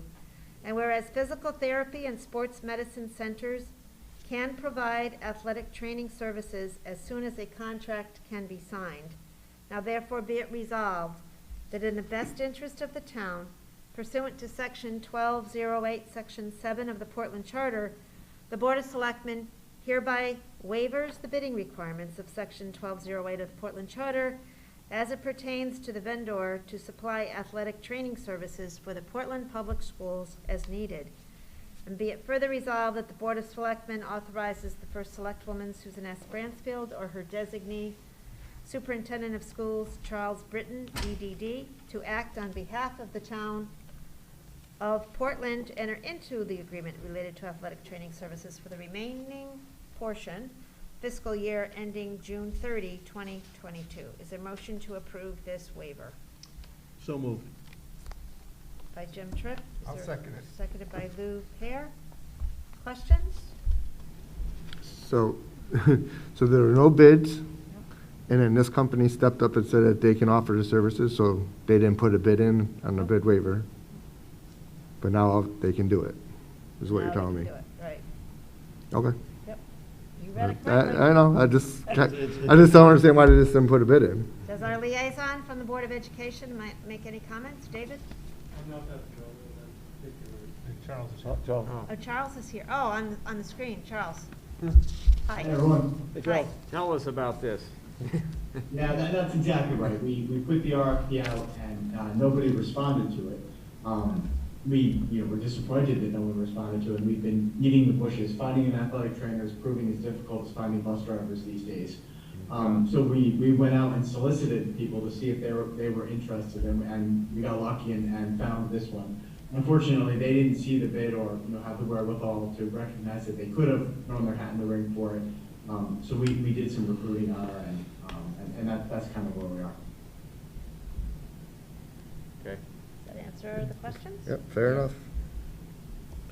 Yeah, and I know right now athletics is without a trainer, so it'll be good for them to have someone to work with them. Any other questions? All in favor Aye. of waiver? Aye. Aye. Aye. Any opposed, any abstentions? Motion carries. Thank you, Charles, for helping out. Thank you very much. Thank you. Good night, Charles.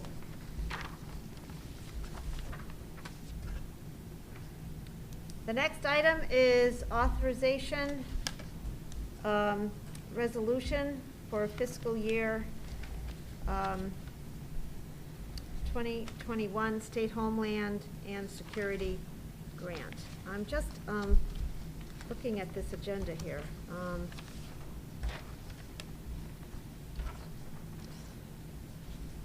Okay. I don't, Yeah, we don't see it this one. No, I don't it's see the that pink. resolution. It's the pink. oh, Yep, oh, it's the pink? yep. Is the purple, we're This is doing the the one I purple see. too, after? Yeah, you know what, I Something- I'm think confused with the I purple made one. a mistake, back under the bid waiver for the transfer station. We need to include there, something associated with the resource recovery roll-off truck with the container and reallocation of the appropriation in excess of $1,000 in capital and non-recurring fund. So that kind of goes along with the transfer station, so if you could indulge me, not go to this item number C, but go back to the, A? yes, Okay. okay. So tell us Now, about this. okay, the fact that the cost of the roll-off truck exceeded our estimate, we are Oh. going to need to reallocate money within the capital plan. And according to our town charter, when we do that, and it's in excess of just $1,000, you have to take this to this board, and you have to send it to a town meeting. Ooh. Anytime, and I'll read it. In the capital plan for the capital lease, $200,000 was budgeted for a roll-off truck with the container. We already had discussion on that.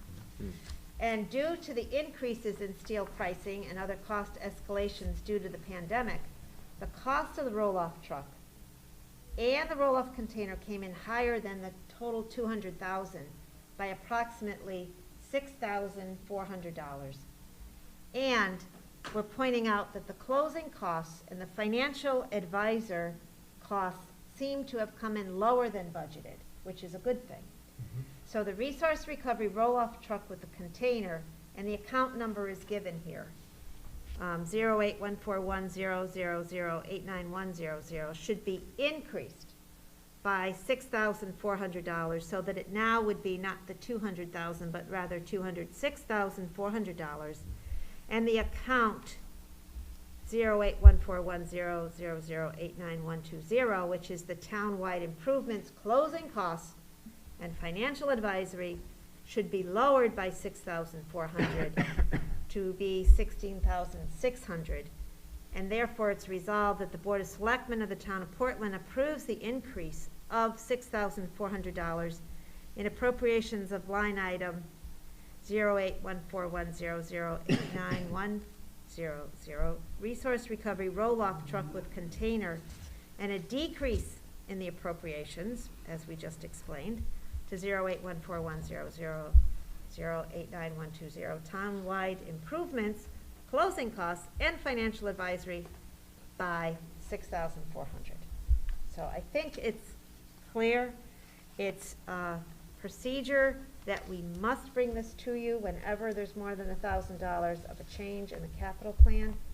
And so if you want to make a motion and second this and approve it, then you will need a motion to send it to a town meeting, which I am suggesting be a week from today, which I believe is the 27? 27th, yes. No. If you could check your Motion to- calendars. Yes, go ahead. I'll make a motion that we approve this resolution.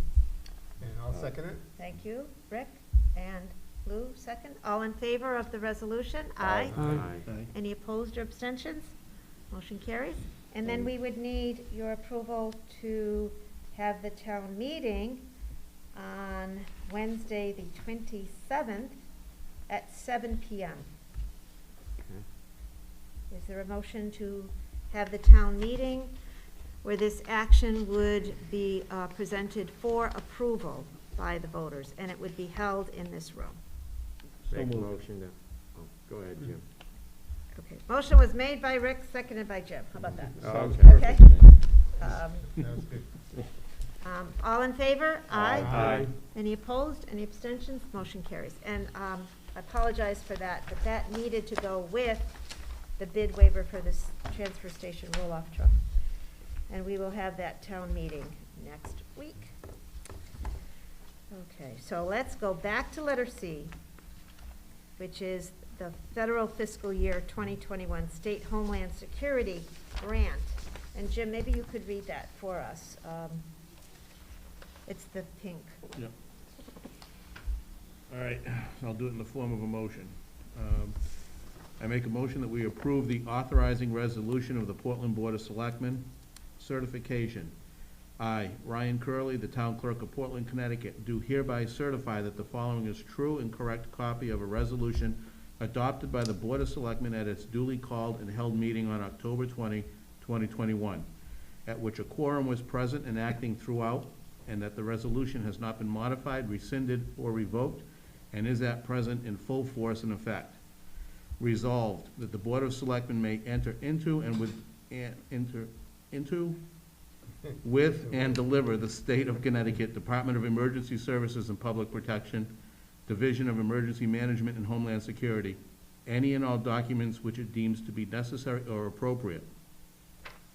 And further resolved that Susan Bransfield, as first select woman of Town of Portland, is authorized and directed to execute and deliver any and all documents on behalf of the Town of Portland, and to do and perform all acts and things which she deems to be necessary or appropriate to carry out the terms of such documents, including, but not limited to, executing and delivering all agreements and documents contemplated by such documents. The undersigned further certifies that Susan Bransfield now holds the office of First Selectwoman, and that she has held that office since November 2003. In witness whereof, the undersigned has executed this certificate. This would be the 20th day of October 2021. Ryan J. Curley, Portland Town Clerk. Is there a motion to, oh, you made the motion to approve this resolution, Jim. Is there a second? Second. Seconded by Rick Shar. Any questions? Okay, all in favor? Aye. Aye. Any opposed? Any abstentions? Motion carries. Thank you. The next item is informational only. An easement from Tilcon for riverfront access at the, just behind the Tilcon plan on Airline Avenue is tentatively agreed to by Tilcon and the town. And I spoke with our attorney, Carrie Olson of Merthyr Carolina. She has worked with Jeff Jacobson, our town engineer, and there is an easement document along with the map that I believe was sent to Chris Costello, who is the land use official with Tilcon. So I'll wait to hear back from Chris, and I will bring that back to this board as well. If it is successful, I would be able to bring that perhaps to you next week if we decide to have a okay, so that was just informational. The next is also informational on letter E, the proclamation for the First Congregational Church 300th anniversary. And we also have a 100th anniversary of Valley Construction as a business. And you should have these in your packets. Would someone like to read the proclamation for our First Congregational Church? Sure. Go ahead. Sure. Thank you. Proclamation to commemorate First Congressional Church 300th anniversary. Whereas the First Congregational Church of Portland is commemorating their 300th anniversary on October 23, 2021, of which was founded October 25th, 1721, when early settlers formed what was then known as the Third Society of Middletown in the newly formed Society of East Middletown, later called Chatham and now known as Portland. And whereas the present church building located on Main Street is the third meeting house and was dedicated on December 18, 1850. The original Gothic revival style has changed over the years, but still stands as a tangible living link to the past. And whereas the First Congregational Church joined the United Church of Christ in 1961, and in 2013 the congregation voted to become an open and affirming church, welcoming everyone to participate in the life, sacraments, missions, and work of the community of faith. No matter who you are or where you are on life's journey, you are welcome here. Now, therefore, be it resolved that I, Susan S. Bransfield, First Select Woman of the Town of Portland, Connecticut, do hereby pay tribute to the 300th anniversary of the First Congregational Church and proclaim Monday, August 25th, 2021, as First Congressional Church Day. I'm sorry, October 25th, 2021. Thank you. As First Congressional Church Day in the Town of Portland, Connecticut. In witness whereof, I have hereunto set my hand and caused the seal of the Town of Portland, Connecticut, to be affixed on this 23rd day of October 2021. Attested to Susan S. Bransfield, First Selectman, Town of Portland, and the Board of Selectmen, Michael S. Hernandez, Louis J. Pear, Michael A. Pelton, Edward J. Shar Jr., James K. Tripp, and Ralph R. Zampano. Is there a motion to approve this proclamation? I'll make a motion to approve that proclamation. Thank you, Lou. Is there a second? Second. Seconded by, I'm sorry, Rick seconded. Rick Shar. Thank you. All in favor? Aye. Aye. Any opposed? Any abstentions? Motion carries. If you go to the church's website, they do list the very many upcoming anniversary events. I will be attending, and I hope if any of you are able to also. On October 23, which is Saturday, coming up, at 10 a.m., there's going to be a time capsule ceremony. And I will be bringing a copy of this resolution along with a framed version of it for the church to help celebrate this momentous 300th anniversary. So I hope if any of you are available that you will come and share in the joy of this celebration. The next item is the Valley Construction, and I thought that maybe Mike Hernandez would read that because he had suggested this at one of our Mike. meetings, and I thank you. Mike, do you have a copy of it? I do, yes. Great. Certificate of recognition. May it be known, this certificate is being presented to the Portland Board of Selectmen in honor and recognize Valley Construction Company Incorporated 100th anniversary. Whereas Valley Construction Company Incorporated is commemorating their 100th anniversary, of which was founded by Dominic Valley in 1921, located at 22 Sand Hill Road in Portland, Connecticut. And whereas after the passing of Dominic Valley in 1971, Valley Construction was bequeathed to longtime employee Earl Brown, who started working for Mr. Valley in 1945. And whereas Earl, along with his wife Janet and their 3 sons, Larry, Rick, and Michael, made running the local excavation business a family affair, and now Michael and his son Justin carry on the legacy. And whereas the company employs a dedicated, loyal workforce, some of which have worked for the company for more than 40 years. Now therefore, be it resolved that I, Susan S. Bransfield, First Selectwoman of the Town of Portland, Connecticut, on behalf of the Board of Selectmen and the townspeople of Portland, do hereby pay tribute to Valley Construction Company Incorporated on the celebration of their 100th anniversary. Congratulations and best wishes as you embark on your next 100 years. In witness whereof, I have hereunto set my hand and caused the seal of the Town of Portland, Connecticut to be affixed on this 23rd day of October 2021. Susan S. Bransfield, First Selectwoman, Town of Portland, Connecticut. The Board of Selectmen, Michael S. Hernandez, Louis J. Pear, Michael A. Pelton, Edward J. Shar Jr., James K. Tripp, and Ralph R. Zampano. Is there a motion to approve this certificate? I'll make a motion to approve this with the recognition that this company has done wonderful work in the town of Portland for many years, and I personally have had them at my house, and Michael is one of the greatest workers out there. I really, he's a loyal worker, he's honest, he works diligently, and he really knows what he's doing. So this is a great honor for this Valley Companies. So I'll Here. second it. Seconded by Rick. And I'll say that when I owned Tri-Town, Earl Brown and the boys were right on top of keeping our parking lot clear of snow. They were excellent. And Earl and his wife Janet were Very nice really people. good customers. Well, they're See very 'em. nice people too. I remember Earl and his wife, and certainly the company has done work on my house as well, 2 houses, as a matter of fact, when I lived on Spring Street and also at Cobble Hill, and certainly lots of work for the town itself of Portland. They are really very much an institution in our town, and we congratulate them.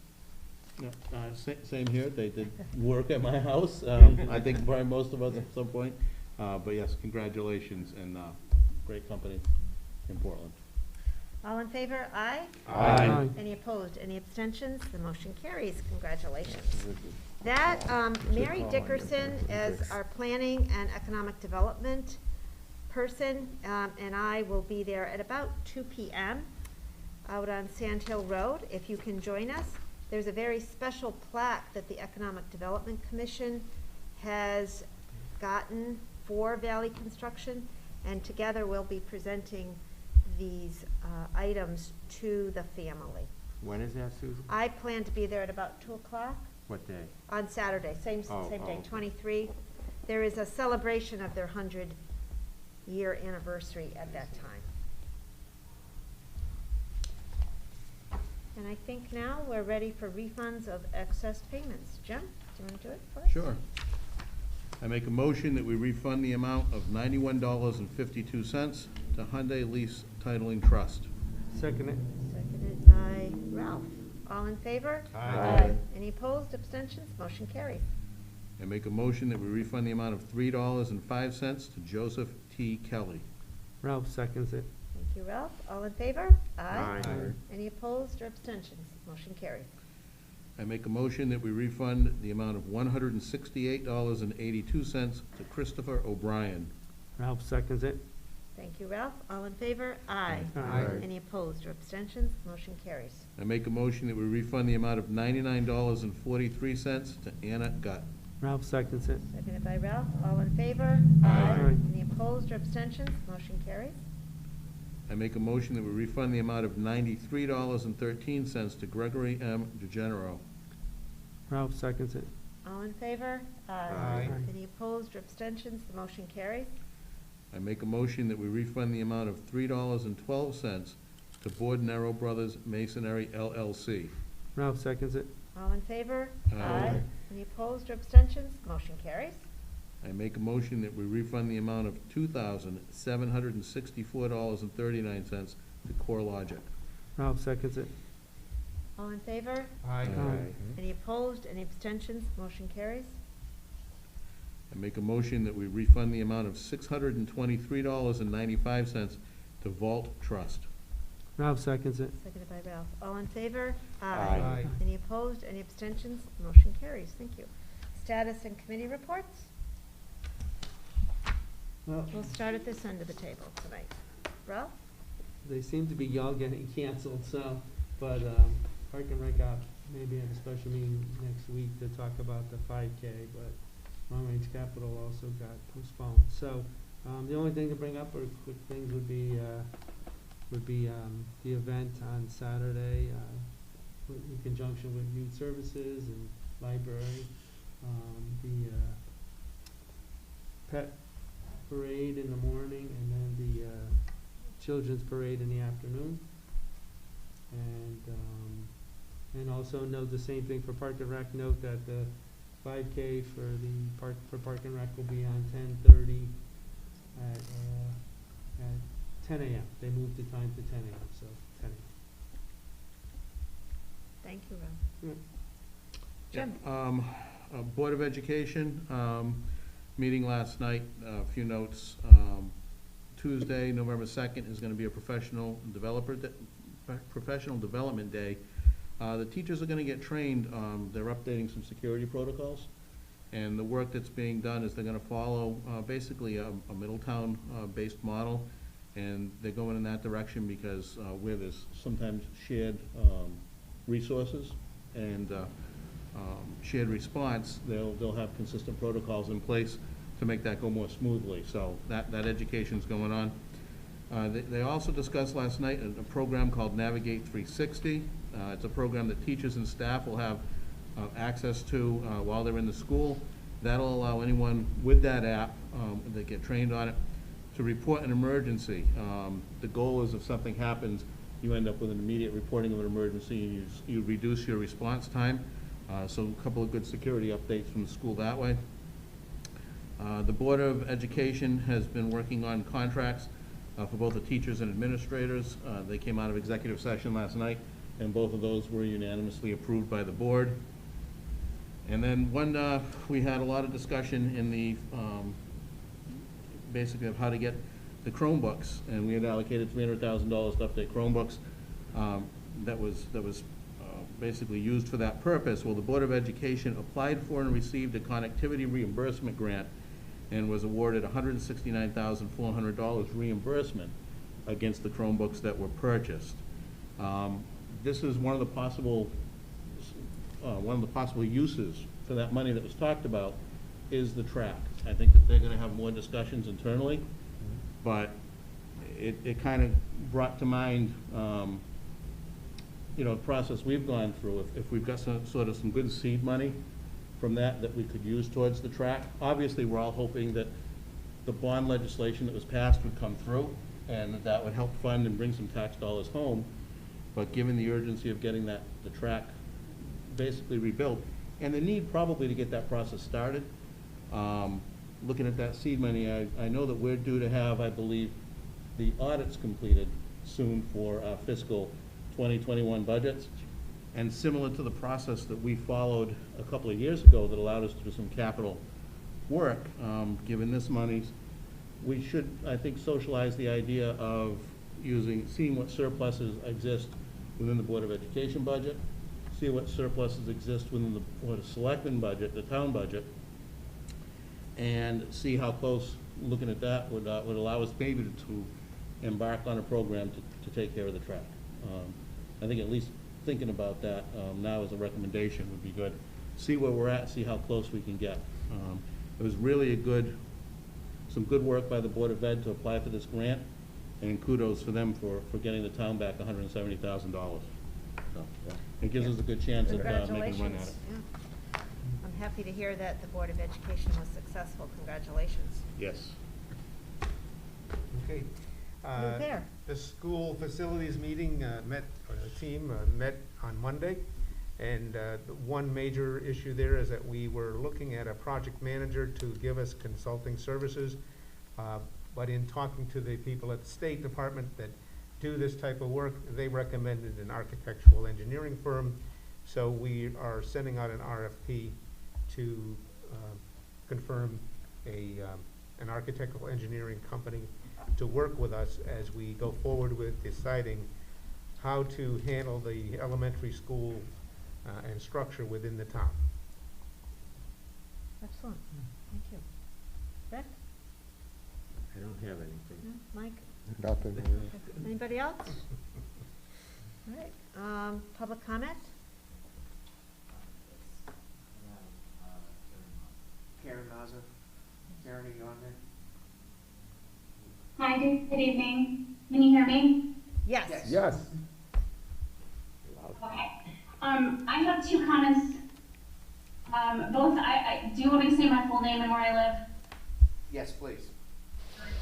Okay, this is Karen Mazza from 13 Perry Avenue.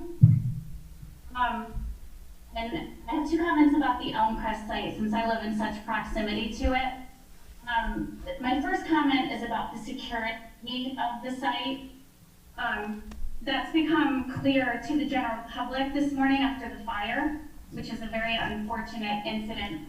And I do want to make it clear to the Board of Selectmen that the issue has been going on for years. The property has never been properly secured. People are constantly jumping the fence on Perry Avenue to enter the property. And most recently, there was a homeless person living in one of the houses on the Elmcrest side of Perry Avenue. Susan was very responsive, the police were very responsive, the homeless person was evacuated. I very much appreciate the town's response to that issue. And the police and Susan are always very responsible when I bring concerns. However, the property owner, Fred, never properly secured that house that the homeless person was living in. It is still not secured today, and the homeless person issue was brought up in August. So there's unsecured buildings on the property. There's 2 fences on Perry Avenue. When we asked for some sort of no trespassing signage, there is one small Home Depot no trespassing sign on one of the 2 fences. It's obviously not a deterrent because I'm calling the police every single nice weekend about people, groups of people, never singletons, jumping that fence on Perry Avenue. I really appreciated Mr. Tripp's earlier comment about the need for this site to be secured. And the developer said the best way to deal with this is to demolish the buildings and take down the trees. So I would like to urge the Board of Selectmen and Susan Bransfield to urge the developer to begin that work as soon as possible, to get those buildings demolished, get the trees down, get it wide open. Because that is, he made an excellent point, that is part of the problem. Once they cross the fence, no one knows they're in there. They're in the buildings, they're all over the property. I'm seeing them on my street every single weekend. So that's the first issue. And then the second one is a comment about the earlier traffic issue on Route 66. We have, I think, 9 houses with occupants on Perry Avenue, homeowners that are not on the Elmcrest property side. We're Portland residents.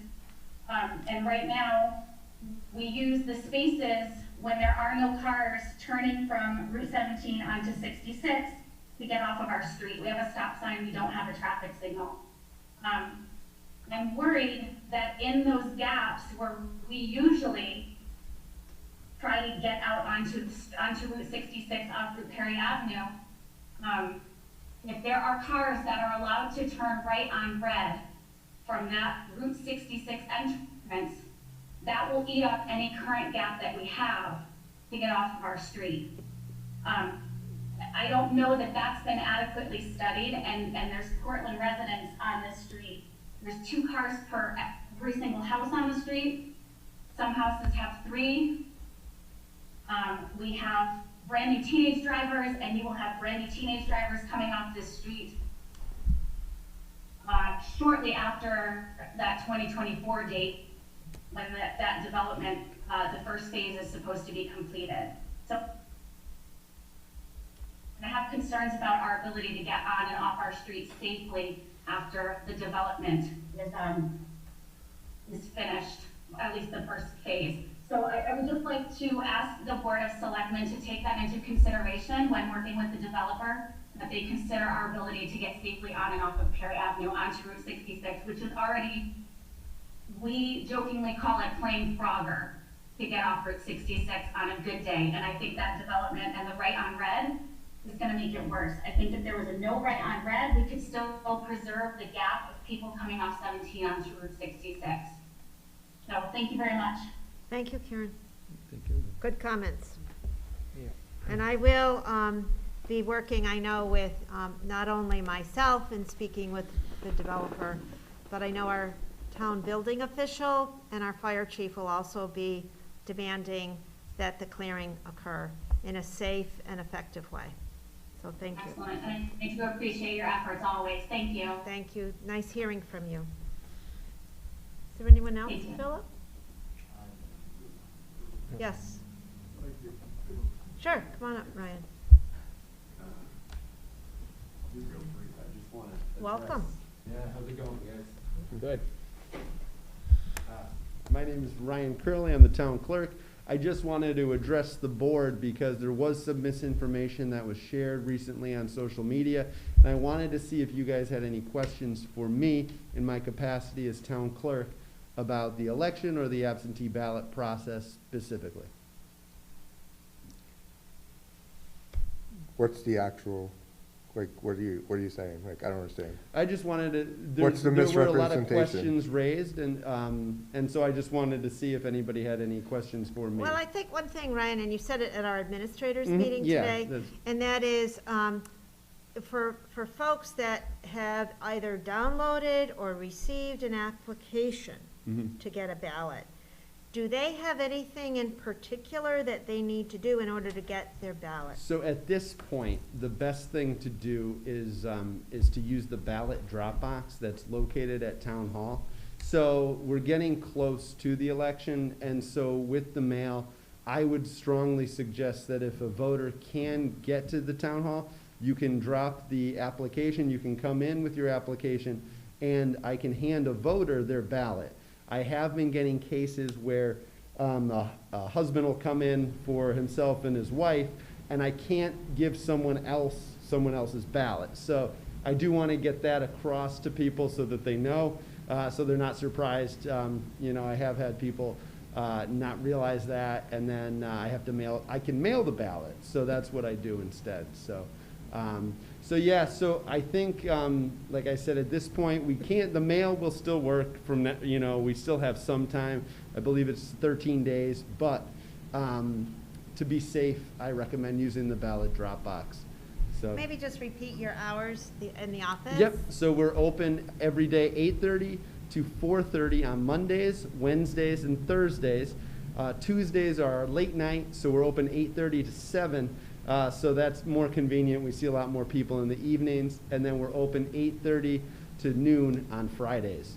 So the ballot drop box is emptied every day, and I try to turn around the ballots that same day. So if I've been telling people the mail comes around noon, so if you can get your application before noon, typically your ballot will go out in the mail that same day. So we're trying to get as fast of a turnaround as possible. Thank you. Any other questions? Thank you for the Thanks, guys. information. Thanks. Appreciate it. Thank you. Any other public comments tonight? Either in the audience or on our, okay. Thank you very much for helping. Informal discussion. Go ahead. I don't know. Oh, I was just saying, this coming Monday, for residents, just a PSA, for residents who need or want assistance from the food bank, we're running a food share, food distribution. It's gonna start at 1 p.m. It's Monday, 10:25, and same drill. Folks will come in through the Freestone Ave exit. They will exit through on Waverly, and we have a crew of folks who will be loading stuff into folks' cars. It isn't determined yet if it's the prepackaged yet or if we'll be packaging it on site. We'll find that out Thursday or Friday, but anyone who needs it, feel free to come in. Do not have to be registered with the food bank to do this. And we're set with our volunteers and our work crew, so we're all set and ready to go. And hopefully people will take advantage of it. Thank you. Anyone else? I just had a question, and this probably goes along with what we were talking about with the firehouse on Main Street. We do have some property that we own in town, and obviously, if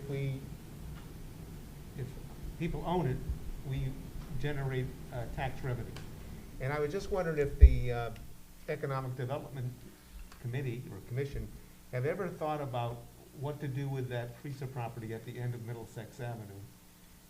There's a nice parking lot there. I know that sometimes during the summertime, some of the workers use it to park their cars that work at the Exploration Park. But for the most part, it's not used that much, and it's a very nice piece of property. I was just wondering if maybe the Economic Development could look into that and say, maybe an RFP, send out an RFP and say, are there people out there that would like to develop that piece of property? I can think of a great place for a restaurant overlooking the river. listening to the concerts that are just below them, or even a banquet facility, a great spot for a wedding. So it looks like it has parking, it has room for a restaurant or banquet facility. I think there's enough acreage, but I think maybe the economic development could look at that and say, is it viable for economic development? Yeah, we did do that. Our economic development, Mary Dickerson, actually wrote the RFP. It was not issued at the time, and this is maybe, Lou, I'd say about 18 to 24 months ago. And the reason we didn't is we were working on the plans for the 248, the 230, the 222, and didn't know whether that would be something that we would continue to work with, given the fact that we didn't own that land. Now that I think that the plan for Brownstone Avenue, for the riverfront, is beginning to take shape, I have asked Mary to take that RFP, take a look at it. Whether or not we wish to issue that is something we can talk about. I think it would also serve as a template for us to put out for the RFP for the 248 Brownstone Avenue. There's a lot more activity at the riverfront, as we've all seen. Not only do we have activity in the summertime with the concerts as well as weddings, and there was a pretty good size fair there that someone rented the land for earlier in the spring. We've also had people across the street. We know that Dean and Darlene have purchased the Quarry View property about two and a half years ago. And they had a very successful large craft fair. They did utilize that parking lot for people to come and go, because I did attend the fair. They've also got quite a large following for drum circles that they have there. In addition, Darlene is a justice of the peace, and there are weddings that are held there. There's been numerous activities there. Add to that the races there this coming the end of the month, the 30th of October, and add to that the Brownstone Exploration and Discovery Park, which really had a pretty good summer, given the fact that they're still dealing with COVID and with employees, but they had a good summer. So I think as this land and this riverfront becomes available, perhaps for the Fair Association, perhaps for additional activities that would engage the river with that deep water dock, it behooves the board, this board as well as the next board, along with Economic Development Commission and our planning office, to continue what you're saying. And I agree with you that that's a viable piece. The views are really quite phenomenal, and the availability of water and sewer, and gas is not too far from there. I'm not sure if gas comes all the way up. Do you know, Dave? Yes. It does. Okay, so natural gas is in that vicinity, and it's right next door to Main Street. So as we always talk about the connection between our riverfront and Main Street, and now Elmcrest, Brainerd Place, that triangle of economic development is beginning to gel and to roll out and happen. And as I think Dan spoke about earlier tonight, it doesn't happen overnight. And the fact that many people before me, as well as this board and previous boards, along with our planners, have really put together a nice plan for our town in the very developable areas. And I will bring your suggestion back to Mary, as well as she will bring it to economic development. I think it's excellent, and I appreciate you bringing it forward tonight. Thank you. Lou. So I have a question on that. Sure. Is that parcel something the Fair Association would like to use, I or is don't know we're if gonna they need? talked about that. They- I don't know Jim? if we really talked about Good that. but- question. And they talked about potentially having a helicopter come in there. Oh, that's But there right. is That- concern of noise and wanting to see, so Yeah. depending what the hours would be and things like that, yes. Okay. It would provide a very visible and Yeah. safe space to do it, but then when looking at And then- proximity to people's houses, how noisy it would be. That's not part of, I always thought that was kind of part of the Riverfront Park, but that's considered a separate parcel? Separate, yeah. Yeah, okay. Well, that's a good- when football was there, all the time, that was the parking lot for football. It's the Okay. parking lot for soccer. As Lou pointed out, it's a parking lot primarily for some buses when COVID's not happening, Yeah. along with the workers at Brownstone Exploration Discovery Park. It's public parking. Yeah, But as that purchase of 222, 230, and 248 occurred, that frees up more availability for that riverfront. So I think, as Lou was pointing out, it's not used as much as it had been because the parking is further down the street. And as these other areas become developed, it really will begin to evolve in its usage, and to be able to have a public space there that people could either dine or have some type of an area there, I think is, there's a fair amount of land there. I haven't walked it. The side that goes north actually drops off, and that's where the labyrinth is, below it. right, okay. But there's a fair amount of land that the town owns when it purchased it in 1999. Yeah, we actually had set up at one point a little bit of an overlook, so if you walk from that parking lot along the ridge, you could sit and watch, great place to watch, sun go down or whatnot. And a long time ago, we had actually cut a side hill trail in, affectionately known as the Goat's Path, to get down to the park proper, if you didn't want to walk the long way around. But it's kind of grown over the years, it hasn't been used in a while.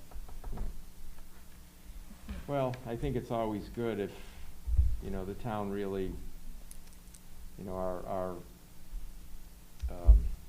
goal is not really to be in the landowning business other than for public parks and things like that, and, obviously our schools and municipal buildings. So if we can get a parcel back on the tax roll, ultimately, that helps our economic base. And I know that this public-private partnership is what works. The fact that the quarries were purchased by the town and this permanent, pretty long-term lease for that's a unique, the Well, water that's is unique, unique. and that Water was is a great, Yeah. that's turned out to be a great thing. And it's a historic landmark, so, Right. but yes, the town certainly does provide the atmosphere and the availability for businesses to prosper. And the support that we give them, which we talked about quite a bit tonight, really does make for successful improvements to your grand list, and I think successful improvements to the livability in our community. I mean, having these amenities, whether they're restaurants or stores or commercial operations, make it a more pleasant place to live. Right. People don't take their money out of town and spend it. Exactly. They They'll- bring it They in. want them to spend it here, and They bring other it- people come in and spend. Speaking of that, I'm just going to mention a couple of things. I've been meeting with a very grassroots group of individuals who want to approach approach businesses, approach the Chamber of Commerce, DOT, to do some very subtle but effective lighting of the Aragoni Bridge. And I mentioned this to you before. The group is growing. We met this week, and they will meet again in 2 weeks. We are asking Middletown as well as the Chamber of Commerce to dust off some of the plans that had been in place quite a few years ago. And one of the members who came pointed out to me that he thinks as time goes on, more and more people walk that bridge, and at night it would be a safe way if there was a very tasteful, low lighting that would mimic the bridge but allow people to walk safely along that bridge. And I think in particular, with the advent of Elmcrest being built, there would be more people using the bridge to walk. A lot of people use that bridge, and as those improvements have occurred and there's a place to go on both sides of the bridge, it makes a lot of sense. So if you have any interest, let me know. We're happy to have people join us. It's, as I said, very grassroots. It's something that I think shows the pride that people have for that beautiful bridge and the appreciation for the state and those Mohawk workers that have done such a great job in keeping that bridge safe and operational. I want to remind everybody, October 27th will be the 7 o'clock town meeting for the movement of those dollars within the capital plan. And then I will schedule a meeting for 7:15 for us to review and put forward for approval the fixed assessment agreement for Brainerd that will be amended. And was there another item that you had asked me to put on? I will also put on, yes, the easement from Tilcon. Hopefully, we'll have some answers on that. And if we don't have answers, we can at least discuss it. Yep. Is there anything else? Oh, yeah, there's one more thing. Well, you just mentioned Tilcon Tomaso, or Tilcon. Yeah. I always want to say Tilcon Tomaso. Rick and I are working on a possible right. grant with Rockfall. Good. Rockfall has already supported that Tilcon area with a nature trail that has been done in 2005 or 6, early on, and there's several people from the town worked on identifying the trees and the bushes and having a walking area. So that's the first thing, and the grant to do that brochure and outline the area for hiking was done by, or the grant came from Rockfall. So Rick and I are now working on possibly a grant that could maybe help us with material for either a parking lot, a road, a Great. fence, whatever we think we need to help us get to the river. But we first have to get approval from Tilcon. Right. But we're just, Yeah. we're in in early stages, but I think the middle of November 10th November is the grant the grant application is due, so, if we're gonna get it in this year. yeah, so Sure. maybe we'll try to We get may it know in. if we, And it's not a lot of money, maybe anywhere from $5,000 to $10,000, but whatever it is, it would be beneficial. Wonderful. yeah. And Very then good. we'll see how that goes, and I think down the road, we might be able to get a grant from the Connecticut River Conservancy. Once we have the easement and the path in place, It's a beautiful Well, area down there. so that'll be Little rough 2022's around the project. edges, but- A little rough around the Yeah. edges, but, Yeah. but after what you Well, guys did look with, at the park. Riverfront Look at Park, Riverfront Park was we, kind of we rough can around the tame edges. this other It's riverfront too. It's beautiful now. Yeah. Okay, I'm done. All right, thank you, everyone. Is there a motion to adjourn? I'll make a motion to adjourn. You guys do it. Second. Seconded by Rick Shaw. All in favor? Aye. It is 10:02 PM. So Thank you very much. 10:02. Good night. $5,000 to $10,000 basin for